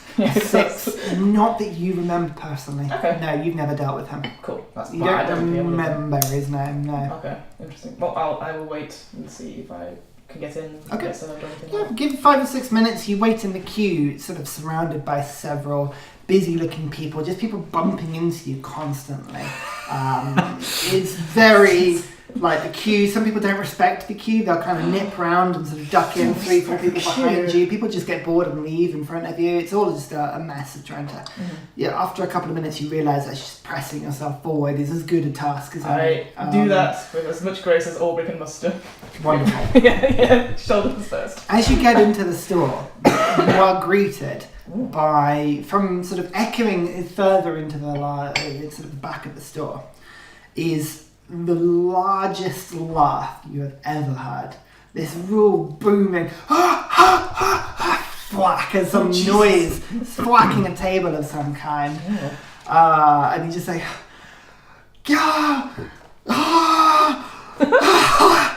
that's funny! This noise coming from behind. Everybody's sort of looking around, like excitedly sort of talking to each other. As a figure emerges, sort of pulling himself sort of through. One of the largest people you've ever seen, 9 feet tall. God. Very evenly grey skin, but with a sort of tattooed head and face over him, is almost like chiselled from stone almost, is a man He walks through, just still almost red-faced from laughing, just that cracks me up. Oh dear. And he sort of wanders around. But inside the store, you see just assortment of everything. Racks upon racks of goods, from climbing equipment to food rations to just basically anything in the player's handbook. It's just scattered around. Hung up in the most... Some of these things are hung 7, 8, 9, 10 feet into the air. The ceilings are high. Even you struggle to, like, if you wanted, like, the kettle, you'd have to, like, get up and sort of jump it up. But there are people everywhere. I mean, is there anything you're looking for particularly? No, not really. So it just seems like general goods and stuff. It doesn't seem like magical items or anything like that. Make a perception check. Oh. I just know these things. Oh, it's a natural 1. Natural 1. Between the people and like the chaotic nature of the store, it's very difficult to sort of spot anything particularly. After milling around sort of 5-10 minutes in this place, you get a small sort of tug at the bottom of your sort of tunic maybe, or sort of by the tops of your trousers. Hello. Can I help? And there's a sort of this gnome that looks up at you. Sorry. You can see it's sort of tusks of sort of blonde hair. This sort of very young female gnome, very elaborately dressed, just sort of haberdashery all over her, just random bits and pieces. You can see 7 or 8 badges with different feathers and flowers. And, can I help at all? You after anything? It's a house elf. Excellent. Hello. Yes, I was hoping to get a meeting with Mr. Gumbo, if possible. Mr. Gumbo? Yes. Oh. What are you after? Well, am I after? Just a meeting. I'm from House Amblecrown. Oh, that sounds fancy. Okay. I don't know any Amblecrowns, I'm afraid, but I'll have to see if I can find them. In the book. If you've got an appointment. I don't have an appointment. It's very urgent. Woohoo! It's very urgent business. I wish to consult him on stuff. Oh, well, I'll go and see if I can get it for you if you want. Yeah, it's Amblecrown's from Aubrey or Hartley.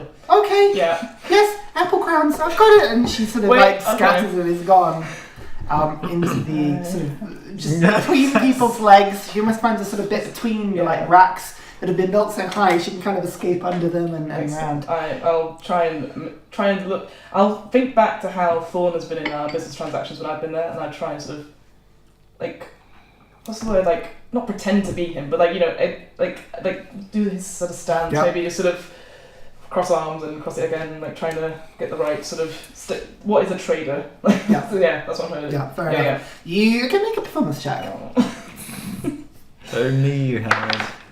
An 18! Fair enough. You stand looking super important. Fuck yeah. Sort of 10, 15 minutes go past. I feel less important. Waiting around, sort of in the space, when there's a sort of you sort of just catch a noise, and you see this small blonde tuss, the gnome, just talking. There's somebody else helping another customer the other side of the store. Okay.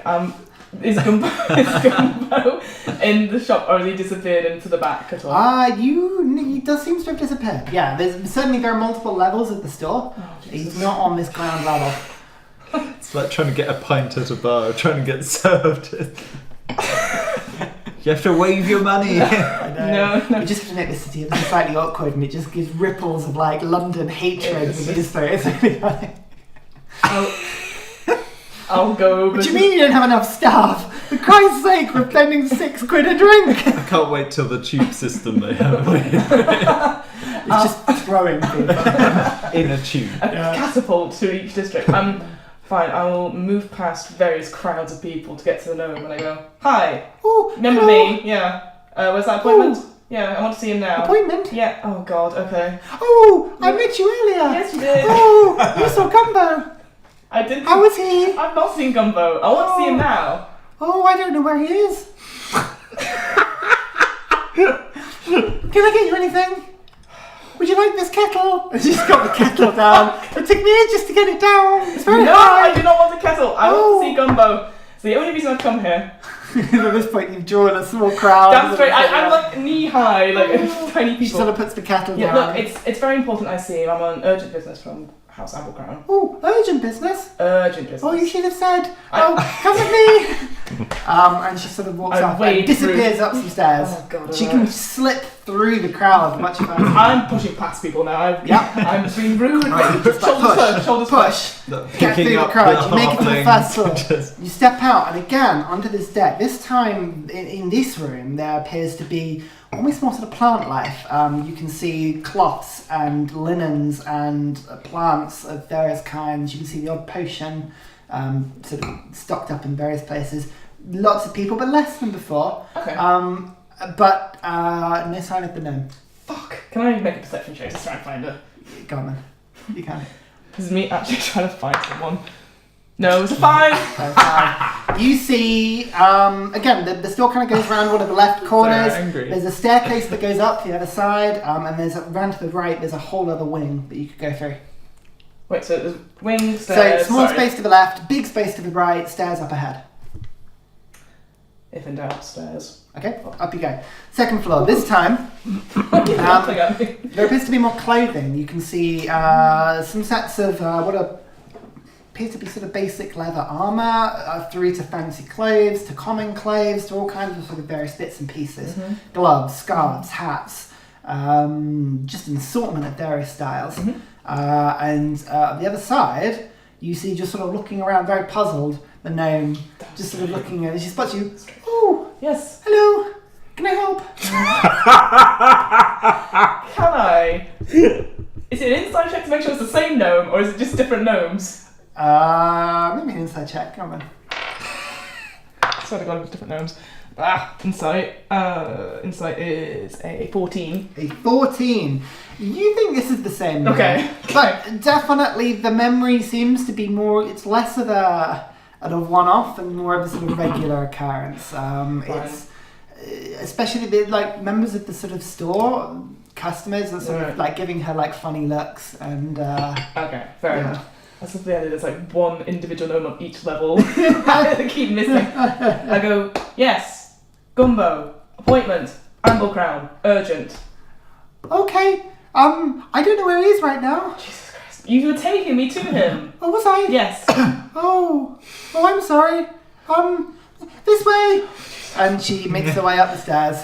More stairs? Alright. Can I keep pace with her if I can? Yeah, this time it's easier. There's less less people in the crowd now. You can easily sort of keep up with her.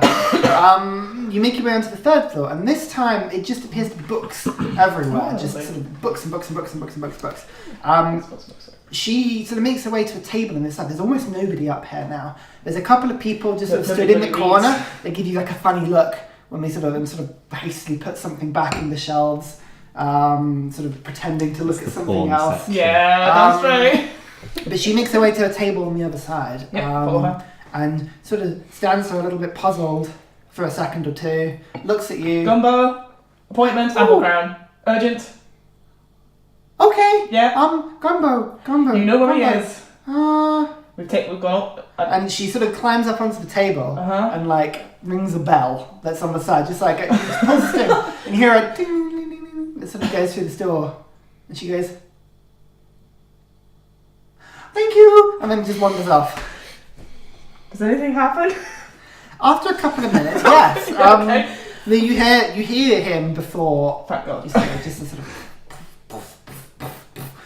the noise of, again, he almost has to suddenly like claw himself round the spiral staircase that gets up to this top floor. He kind of is like wedged against the top. You can see him push a couple of the books either side from and the things. He sort of looks around. The customers sort of give him a wide berth. It's like, hello, what's up? Who Hi. are you? I'm so sorry. Did you ring the bell? And I didn't, but your gnome shopkeep helped me. Oh, what, little blonde hair? Yeah. Ah, yeah, don't mind her. She's a funny one. How can I help you? Oh, it's nice to get your acquaintance. My name is Aubrey. I'm here on behalf of the Amblecrowns. Amblecrowns? Yes. Never heard of them. There's no one there. It's okay. I'm loving this trend. That's fine. We are a trading business, and I was actually, it's more to gain information, if anything. Where were you based? No, half-plebe Aubrey? There. I say Very to no good. one. Can't remember my father's name. Applebury. He actually stops to think about it this time. Applebury. Yeah, maybe once or twice. Yeah, I might have done business with you. Yeah, how can I help you? It's alright. It's more sort of your knowledge. I'm afraid times are a bit hard, but any news of any sort of magical goods going missing or and I sort of mean sort of, I don't know if you know of any illegal activity happening here on Yibrit that's to do with missing cargo or magical stuff at all. What are you asking? I am asking, have you heard of this new substance called Arcanite? That seems to be going down on around with the kids. Okay, give me a persuasion check. I hadn't planned for this. Ooh, that's a 23. He sort of gives you a look, and it's like sort of looks around at the people and that. No, of course I haven't heard of Yeah, that. me neither. No. I'm sorry. No, we don't deal with that sort of thing. know- Here we are a reputable business. I assume. I'll have you know. No, I assume it's more. I'm trying to track down who our potential buyers is, because basically You're selling it. Now, didn't say that. I will say this once. Yep. And I will say this clearly. Mhm. I am not interested. I am not involved. No.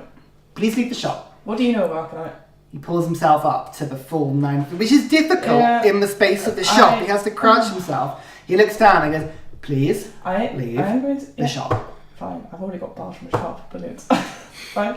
Good day. Well, yes. Fine. Yeah, I'll just leave. There's nothing else I can do. He watches you out and you make your way down the stairs. Being barred from a fucking shop. You make The your way to the biggest second shop in floor. fucking Yibrit. This is terrible. I don't even know about amble crowns. Okay, fine. I'll go out. I'll go out. I imagine she's just saying all of this aloud just on the way out. Yeah. I'm not very good off the cuff. I love it. Just go to the Then you biggest just store, basically find went the owner of into- the store, and ask him if he's willing to buy, like, make it sound like you're trying to sell Arcanite, which is like, Basically, Aubrey just went into Asda and went, do you do drugs? Crack? heroin. Which aisle? I don't either. Hypothetically, where would your ecstasy You be? manage to make your way from the second floor down to the first floor, where there's sort of like you see a face sort of perch its way round the side of a sort of a small sort of bookcase. Oh, hello. Can I help? Push out of the way. Boom. On top of, woo! And she sort of scampers off behind, Dying inside. and you make your way out of the shop. Fine. Yeah. Well, in that huff, I'll go straight to the fighting arena then. You've built up your way. Right. What would you two like to do after that? We're continuing our journey to the Scriveners Guild. Scrivener's Guild. Lakara, still with you, her blonde sort of scraggly matted hair. She's like, Scrivener's Guild, eh? I can take you there as well. As quick as Oh, possible, please. That I can do. Can we just Takes you, literally just like grabs Blue's arm and pulls you across. You make your way into the busyness of the square, 3 people, and out the other side, and she stops you and goes, ta-da! And almost directly opposite is the Scrivener's Guild. This is a very aged wooden building. The wood structure itself has almost become grey with time, almost as if the dust has stained the wood itself. The whole place is dark. Wooden boards have been put up over all of the windows. Inside you get that faint smell of dusty paper and tomes, that library sort of smell. But unlike the others, maybe a couple of people are sort of walking in and out, but generally it's quiet here. Okay, is there any sort of desk or reception Yeah, you area? can make your way in. Lakara sort of stands there. I'll wait for you here. Don't you worry. It's a bit damp in there. I'll let you go to Okay. You don't have to wait, you know. It's all right. I will. Don't you worry. Gotta make get my tip. Sorry, you go. And sort of pushes you into the guild hall. She's not being sus on it. Oh no, she is not. As we walk in, I kind of turn to Blue. She reminds me of someone. You walk. You make your way in. Okay, so.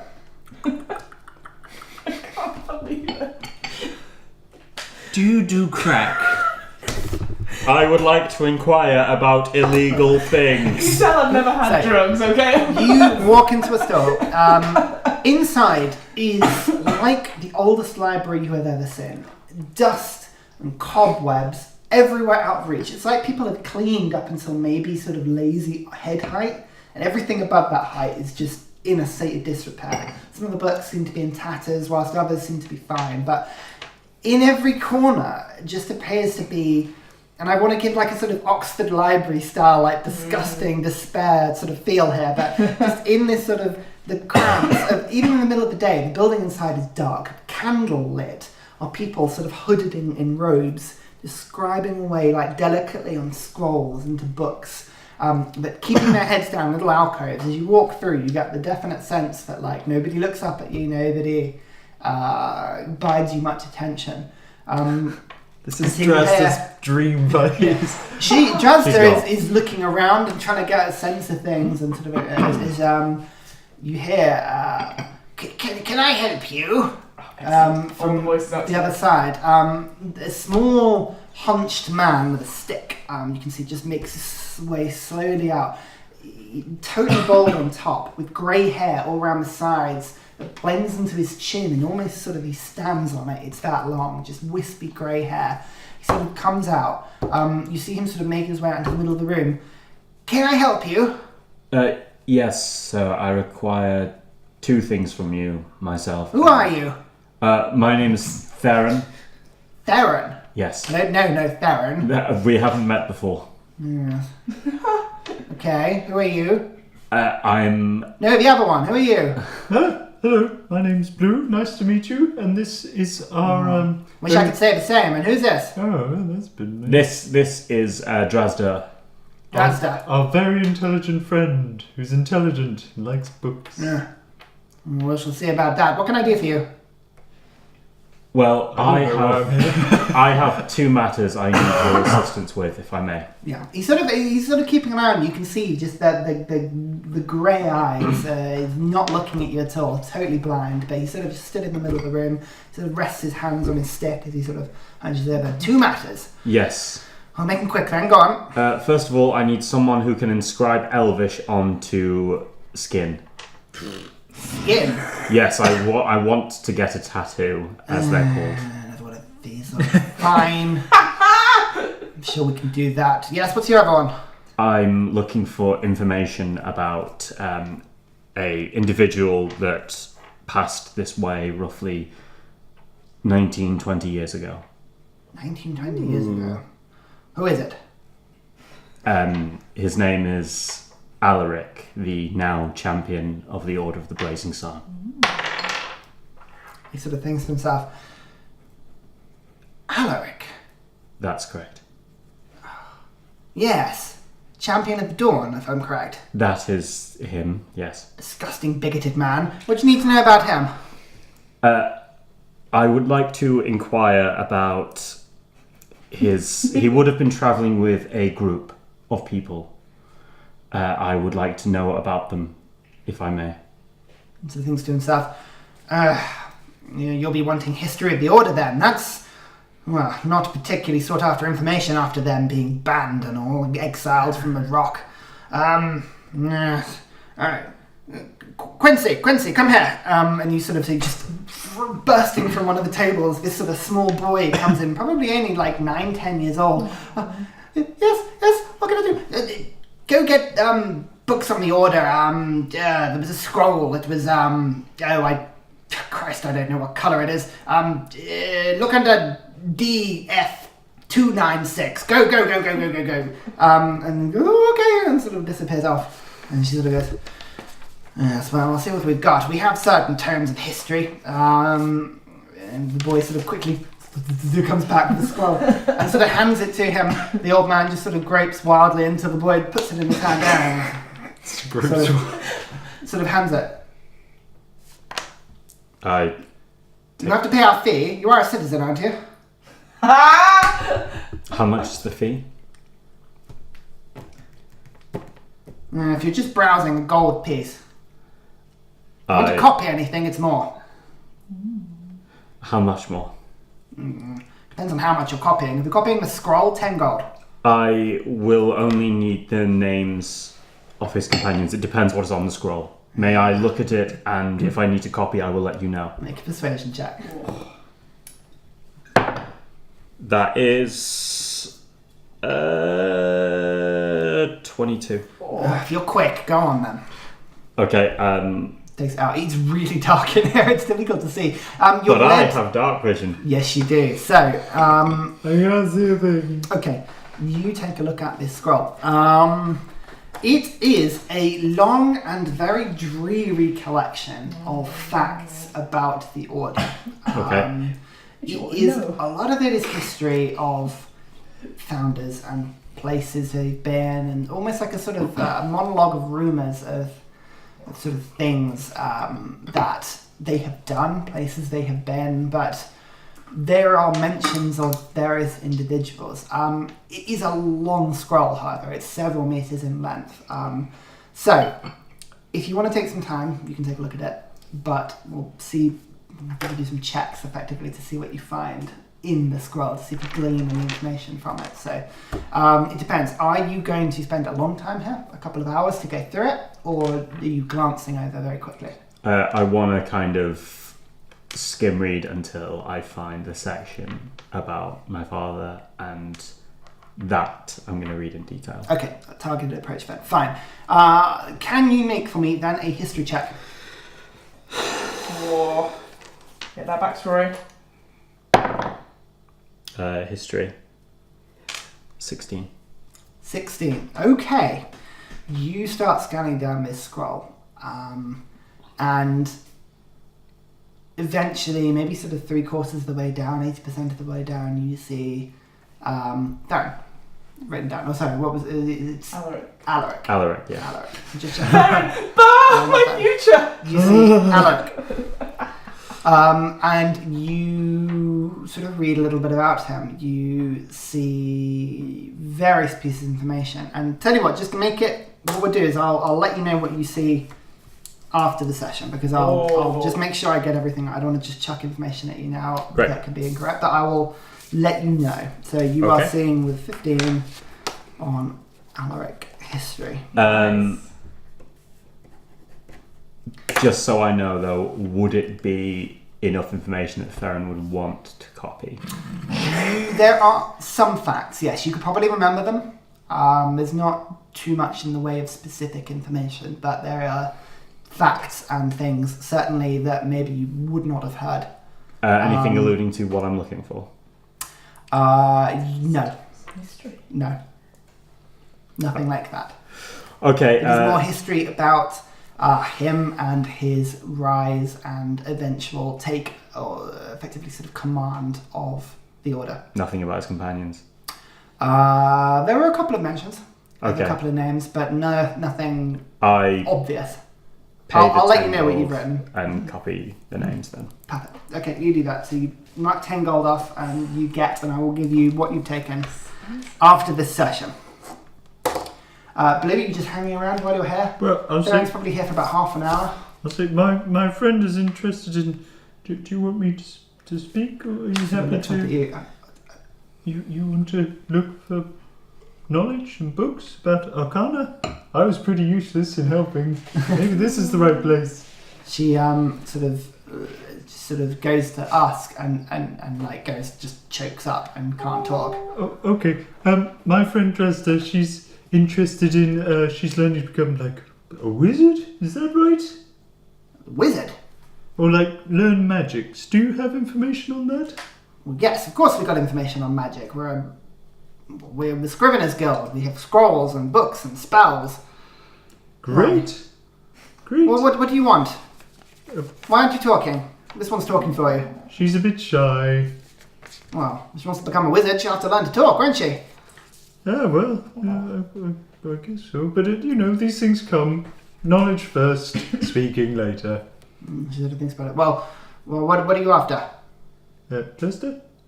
She sort of, she's just like choked up at this point. Okay, so... Sort of clutches Do you various pieces of like canvas that are sort of tucked into her belt still. Do you have a beginner's guide? No. Mid-level apprentice guide to magic? Like maybe some conjuration, some transmutation? We have spell scrolls, if that's what you're after. Yeah, let's buy some spell scrolls. Well, what are you after? We have lots of spell scrolls. There are hordes of them. Don't worry, Dresser, you don't have to speak. Just nod or shake your head when he suggests them. The idea of spell scrolls, she sort of is thinking, and actually she kind of just gets to like the various bits of like canvas, and again just bits and pieces that she's written on, and sort of holds them and sort of puts them together, and to you is kind of like, Oh, you need a book.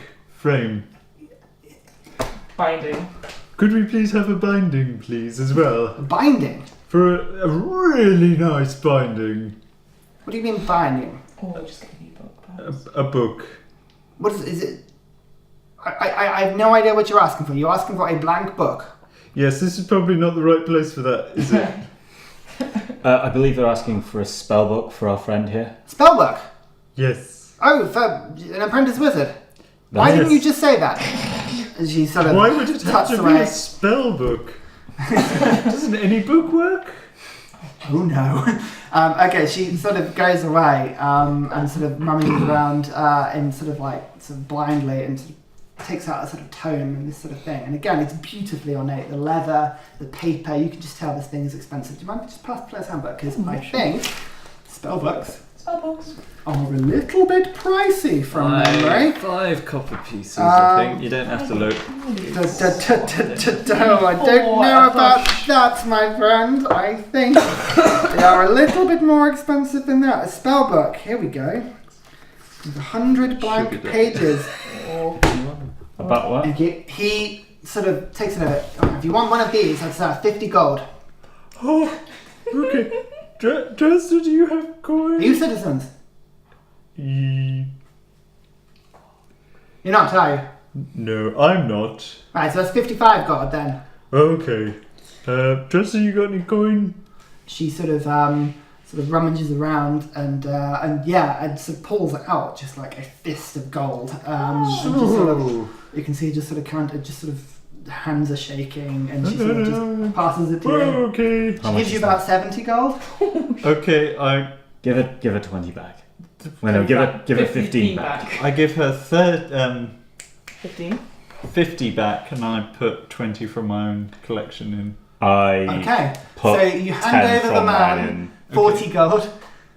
Because she I- gave you 70, you Hang gave her 50, you put 20 in, so that's Yeah. 40. Okay, I give 15. This is perfectly maths, I love it. So you I put give, 50 in. I Okay, then great. just sigh and put between- the rest of the 15 in. Between Oh you. my So you god. might down 20 off for you, below 15 for Yeah. Theren, and then Drazda's just spent 20. So, yeah, she takes this book and is sort of like,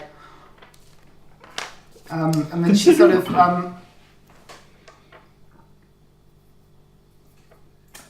You need a quill and some ink. Yep. Do you have... Do you have Ink. writing implements?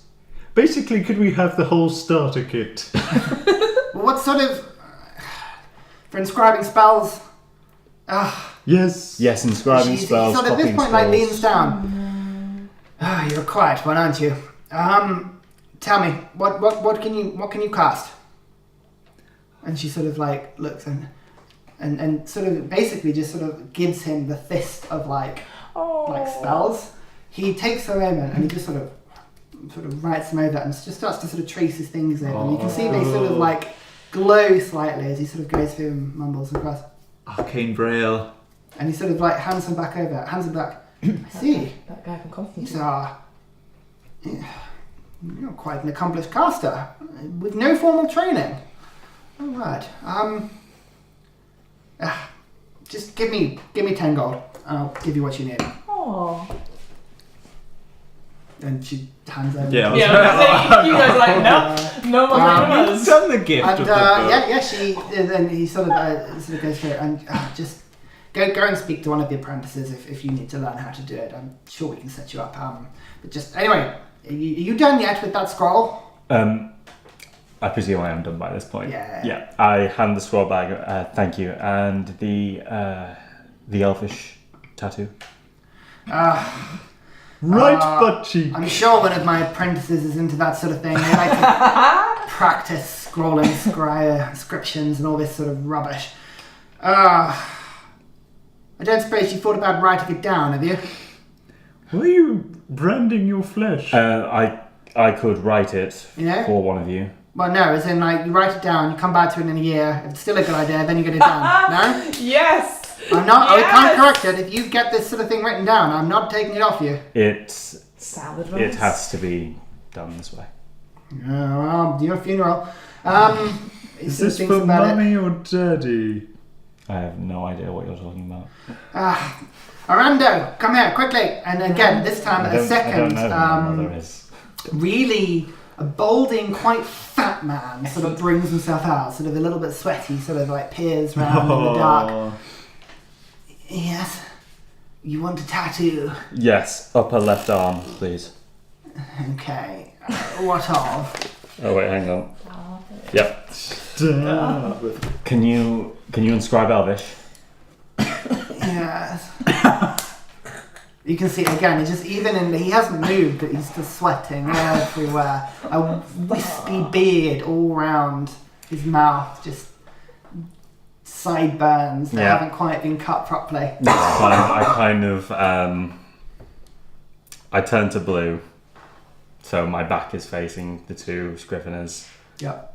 Take off the order symbol and just press it into his hand. And then lower my armour so my sort of chest and my left arm is visible. Yeah. And that's it. Are you ready?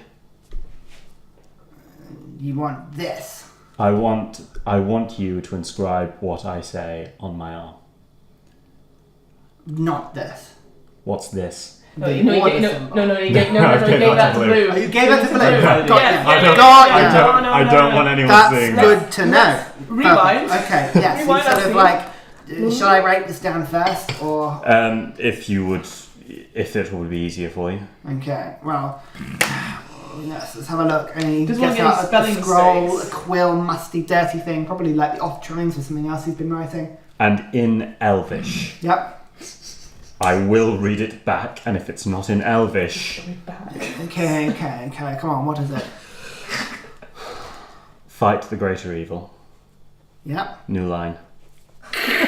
Don't actually write new line. Right, new The line, next- please. the Right, next- Smarts line. to himself. Would you like punctuation too? Just Sort of very elaborately full stops. yes, and the first letter of every word shall be in uppercase. Okay. What's Ready? next? Fight the great evil. Very noble. No mercy for the wicked. Next line. Yep. By any means necessary. Okay. He sort of writes it down, sort of shows you. You can take a look. Seems fine. Is it? Yeah, seems fine. Reads well. It's good Elvish. Over a bit of time, you can sort of get like a font or a style or whatever you would like in terms of like the size and everything like that. Is it just a small one across the arm? Is this or the Yeah, chest, just or- across that. Okay. Perfect. He sort of thinks about it. Yes. It could be Blue rolls his eyes. a tattoo of that size. 25 gold. 25. Yes. I hold up the shiny gem and go, how much do you value this as? He sort of looks at that. 20 gold. Toss him the shiny gem, give him 5 gold pieces. It's Smacks to himself. Okay. You want this done now? Yes. Come over here. Your friend will be busy for about 4 hours. Okay. I go to the old man. Do you have any colouring books? He doesn't look at you per se because he's blind, but he just... Have you got anything else to buy? Picture books? I think our business is done. Pop up anything? See you later. And he sort of makes his way back into the back Before of he the goes, store. excuse me, sorry, could I ask you one What? final thing? Yes. I want to take out the elven silk handkerchief, Yep. the bone orc sculpture, and the black and silver velvet mask from my bag. Yep. Take his hand, press them into them, and say, "What do you make of these?" He sort of like feels, what is this? Is this some sort of statue? Yes, I found it. Why would you think I would want these? I don't know. What do you make of them? Well, I can't see them, but they're certainly weird. It gives them back to you. We deal in books and scrolls and magical writings here. Go take that to one of the guilds. I'm sure they'll buy that off you. Which guild? What is it? You kind of give me random objects and ask me to tell what they are, and I'm clearly not very good at that. There's a silk handkerchief of elven make, a bone orc sculpture, and a black and silver velvet mask. Okay. Odd bits like that. I'm sure the Adventurers Guild will be after random objects like that. Gumbo will take them off your hands, I'm sure, if not. Thank you. What's your name, by the way? My name. What Let's name? get this right. My name, Leighton. Leighton Fletcher. Leighton Fletcher, what a name. You in charge of this place? Yes, I'm a guild master, if that's what you mean. Awesome. For all my sins.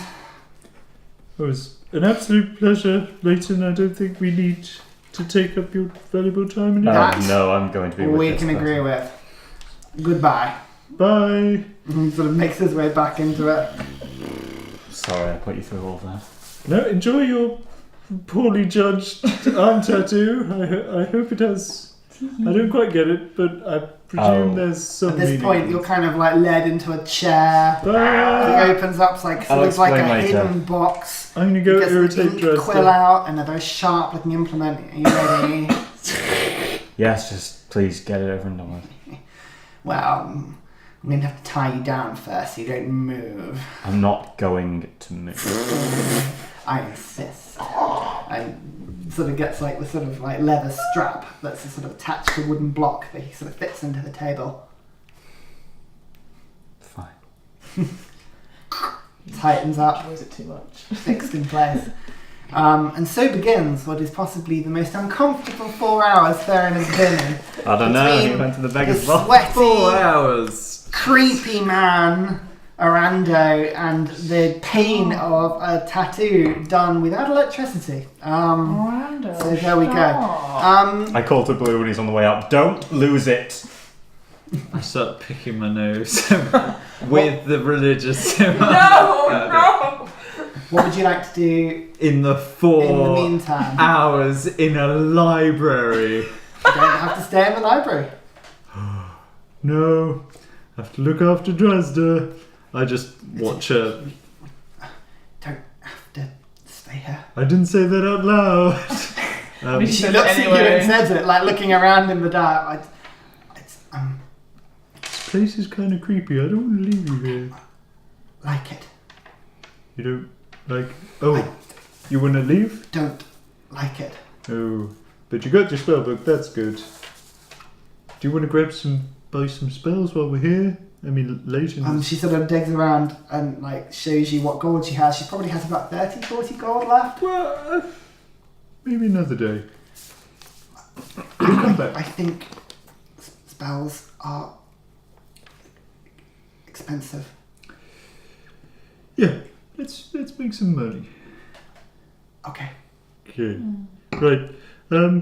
I go outside into the just this wild scene. Midday sun beats down on a plaza of people going about their business. You can see guild halls all around. We'll come back to you in a second. Yep. Aubrey. Straight to the fighters arena. Okay. To Make a survival check for me. A survival check? Yep. No! You do not know this part of town, Oh, it's a 12. but you remember. Hey. That's fine. You slowly make your way back into the religious district. You see the aforementioned Cathedral of Parith that sort of rises above you, the white marble. As you get closer to it, make a perception check for me. Ooh, I expect to know. 1, 2, 3. That perception, that's a 3. 3, looks beautiful.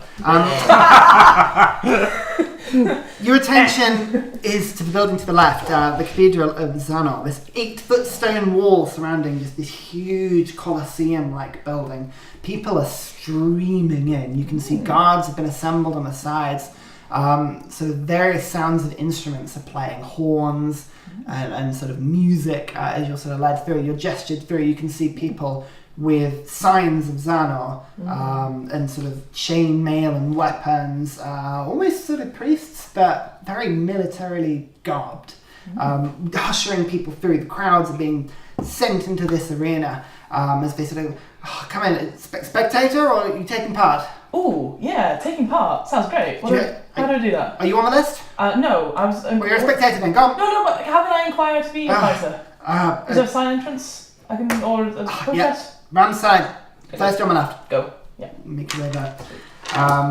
You make your way round to one of the side entrances and sort of like a cloistered sort of dome, effectively. You walk sort of 5-6 meters down with just sort of various little statues and paintings either side of you. Very sort of cathedral cloister-esque sort of entrance. And you see a door that weirdly looks more like a tavern door per se. When you arrive near it, sort of is pushed back and a hole in the middle as a dwarf sort of like is peering slightly up at you. And so he goes, "What are you after?" I'd like to fight, please. I was told I could come around here and apply. A fighter? Yeah. No, you have a great axe on you, so Oh yeah, straight. And the trident as well. Yeah. So he looks at you. I'm not like that. I'm a fighter. Closes up. Mm-hmm. Funk. There's all these bolts on the door, and then like as the whole thing opens up, and he sort of come on, Yeah. you come. Here I go. It's closed behind you. It suddenly is quite dark, but inside you see almost like a sort of undercroft, very low ceilings. You can see you're almost having to stoop unless you're in the sort of middle bits of these curved ceilings as you make your way in. There's a table that this dwarf makes his way back to, sort of pulls himself onto his chair. Right, sorry, I didn't catch your name. Aubrey. Aubrey. Aubrey, have you fought here before? No, I am You haven't? new to this, yes. Oh, fantastic. That's great. Well, as luck would have it, we had a last minute dropout.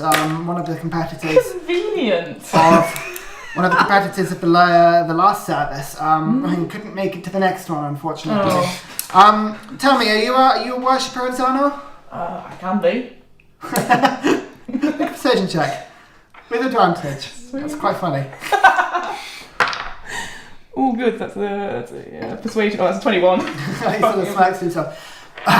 Well, maybe if we were more of this is oversubscribed, I'd be pickier, but Oh, so you don't That's have fine. many people coming in to fight anymore? oh, we have plenty, but we have more spectators than fighters. Well, these events have been so popular that we decided to put them on more regularly, and the problem with regular fights is that you need regular competitors. Unfortunately, there's only so many people the champion can fight per day. A champion? Oh yes, the champion. But you won't be against him. Honestly, experienced fighters against him.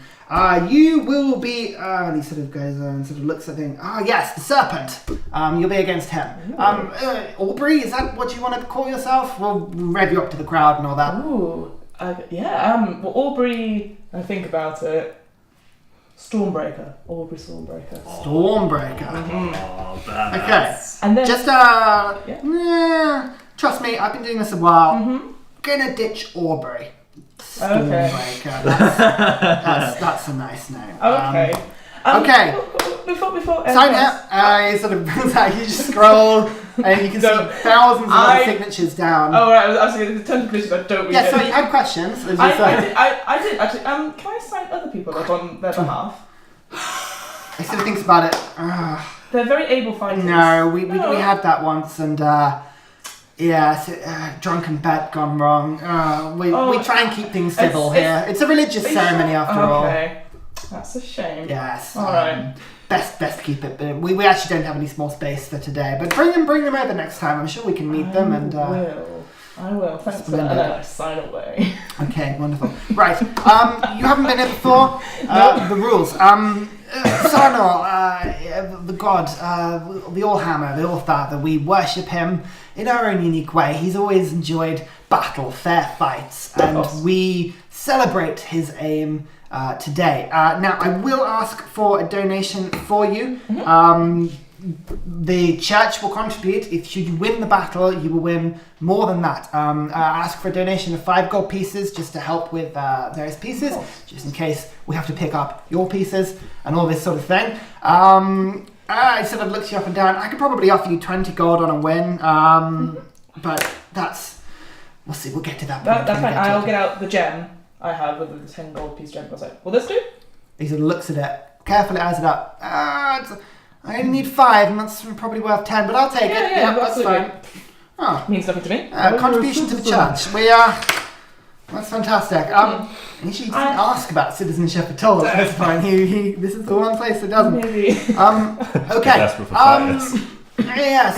Do you mind if I just check the weapons quickly? Of course. Just checking for enchantments. He sort of looks at them. So great axe, the hand axes, javelins. I'll give over the trident, but I'm like, I understand if that gets. He sort of looks at it. No, these are both fine. Sweet. Hands them back. Right. The rules are simple. It is melee combat only. No magic. Very good. Oh, even better. No spell slinging. I'll remember this for when I bring my combat. friends over. That's I can't fine. wait. And remember, you are fighting in Zarnor's name. This is just You're fair gonna have to combat. reach drunk. Please don't break the rules. It creates a sort of blasphemous problem, and then we have to get the priests involved. And All right, question. So yes, I quickly. I know. Yep. So I do this thing when I get very, very angry. Lightning appears. I can't control it. But it's not magic. It's just something I do. Is that allowed? Remind me to He use sort of thinks that about one. it. Magic is. It's not. I don't have to use it. I just want to. Will the know. magic interfere in the fight? It has a chance to hit someone. Yes. Right. That's not allowed. Okay. I will. Can you do it? But I can do it for special effect. How's that? that's brilliant. Brilliant. But do not let it interfere in the I will fight. try my best. It's very unwieldy, but Wonderful. I'll Rules are simple. Yeah. Combat is 1 versus 1. No magic. Melee combat only. It is to the death. However, we do have priests on hand to pick them up at the end. So if you were to lose, you will be picked up. Okay. Okay? Sounds good. Splendid. Alright. Right, this way, and sort of leads you Leads forward. And you are taken through back rooms. Every now and then you see glimpses of the insides of rooms of camp beds of injured people that are sort of recovering from wounds, but also people praying in chain armor and maces. Various weapons. You can see priests going about their jobs that all sort of wave to you as you go through. I do a general sort of wave back, but queen wave. And the noise is what gets you. The sort of as stomping, this crowd noise rocks you from ahead as the light draws in closer and you make your way into a waiting room. You see Smelly breath. various figures in this waiting room. We'll come back to that in a bit. Blue, what would you like to get up to? Oh, before I leave, I'm like, oh my god, we're probably not up to the Adventures Goodbye. We'll see you at the Avengers Guild. Please don't lose it. Lose what? Oh yeah. Jazda looks up. It. Oh. Probably a really bad idea me taking it away from him. But then intelligence 7. Shall I? You wouldn't look after it? Yes. I love it.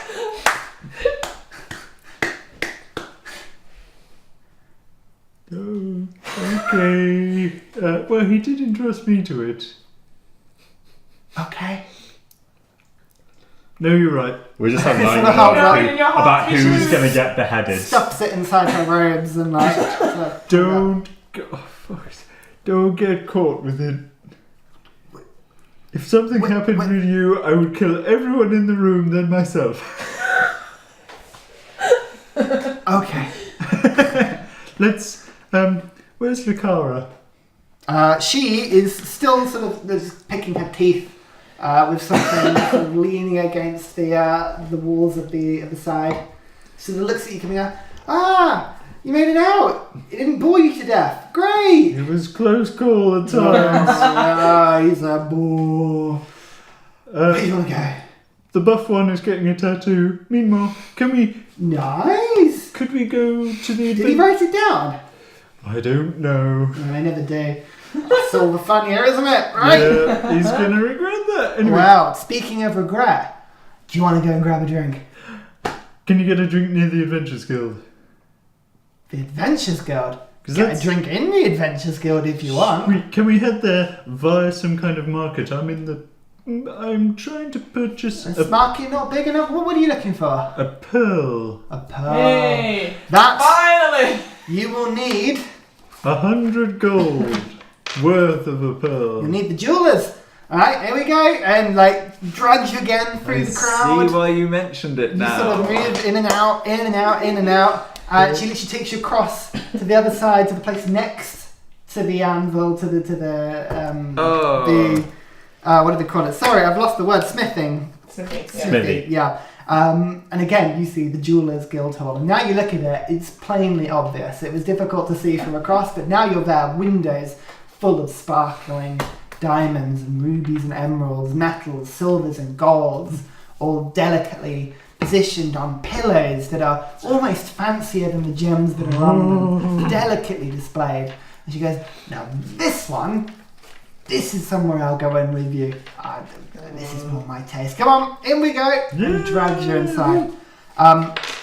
You get within about 3-4 meters of the door when out from the sort of the shadows at the inside of the door, you hear it. And sort of almost feel the air come out of there. And stepping out with his arms folded, a ridiculous tunic stretched barely over him. You can see where it's ripped in the middle, around the edges, and the horns that come round his head, long horns, standing about 10 feet tall, is... Make a nature check for me. Wow, they just keep getting taller, these NPCs. It's amazing. We're so tall. It's almost like the bouncers do, yeah. What was that? Nature? Yeah. 9. A 9. You have no idea what it is, but it is huge. He sort of like sort of looks at you. You can see on his side is just the biggest club you've ever seen, but you reckon he would just like swap things with it, but just huge. Sort of looks at you, eyes you up. The car comes up. Oh, hello, big guy. We've only come to shop. Don't you worry. And like smacks him on the ass, which is like this high on her. He sort of and sort of like steps out the way. I will make a note that slapping him on the arse is the way to gain entry. As you go past, you just hear this rumbling around you, watching you. Okay. I jump up and No! What do you do, Blake? I jump up and slap him on the arse Oh! Okay. As you go past, you go to start. Make an attack roll. because I think that's what people do. What strength? Just an unarmed attack. 12 straight. Straight. So add your strength. 15. 15. Okay. You definitely So so, he goes to grab your arm as you go to smack his ass, and you just dodge it and smack him in the ass. There's a look where everything stops, and the car stops, and Drasta stops, and the Minotaur stops, and he looks down at you. Minotaur. Sorry, I was just And that's where we're going to end it tonight. No! I think this is a great cliffhanger on all fronts. This is fantastic. Oh, wonderful. Oh, wow, you keep me entertained. I love it.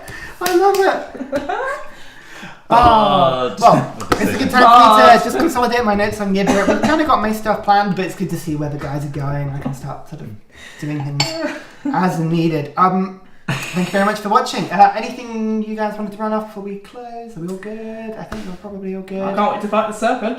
Let's do it. Yeah. Are you gonna text me that stuff? Yeah, I'll send you. We have a Dropbox. Ooh. It's great. I'll sort that out. Well, until then, see you next time. Bye. See ya.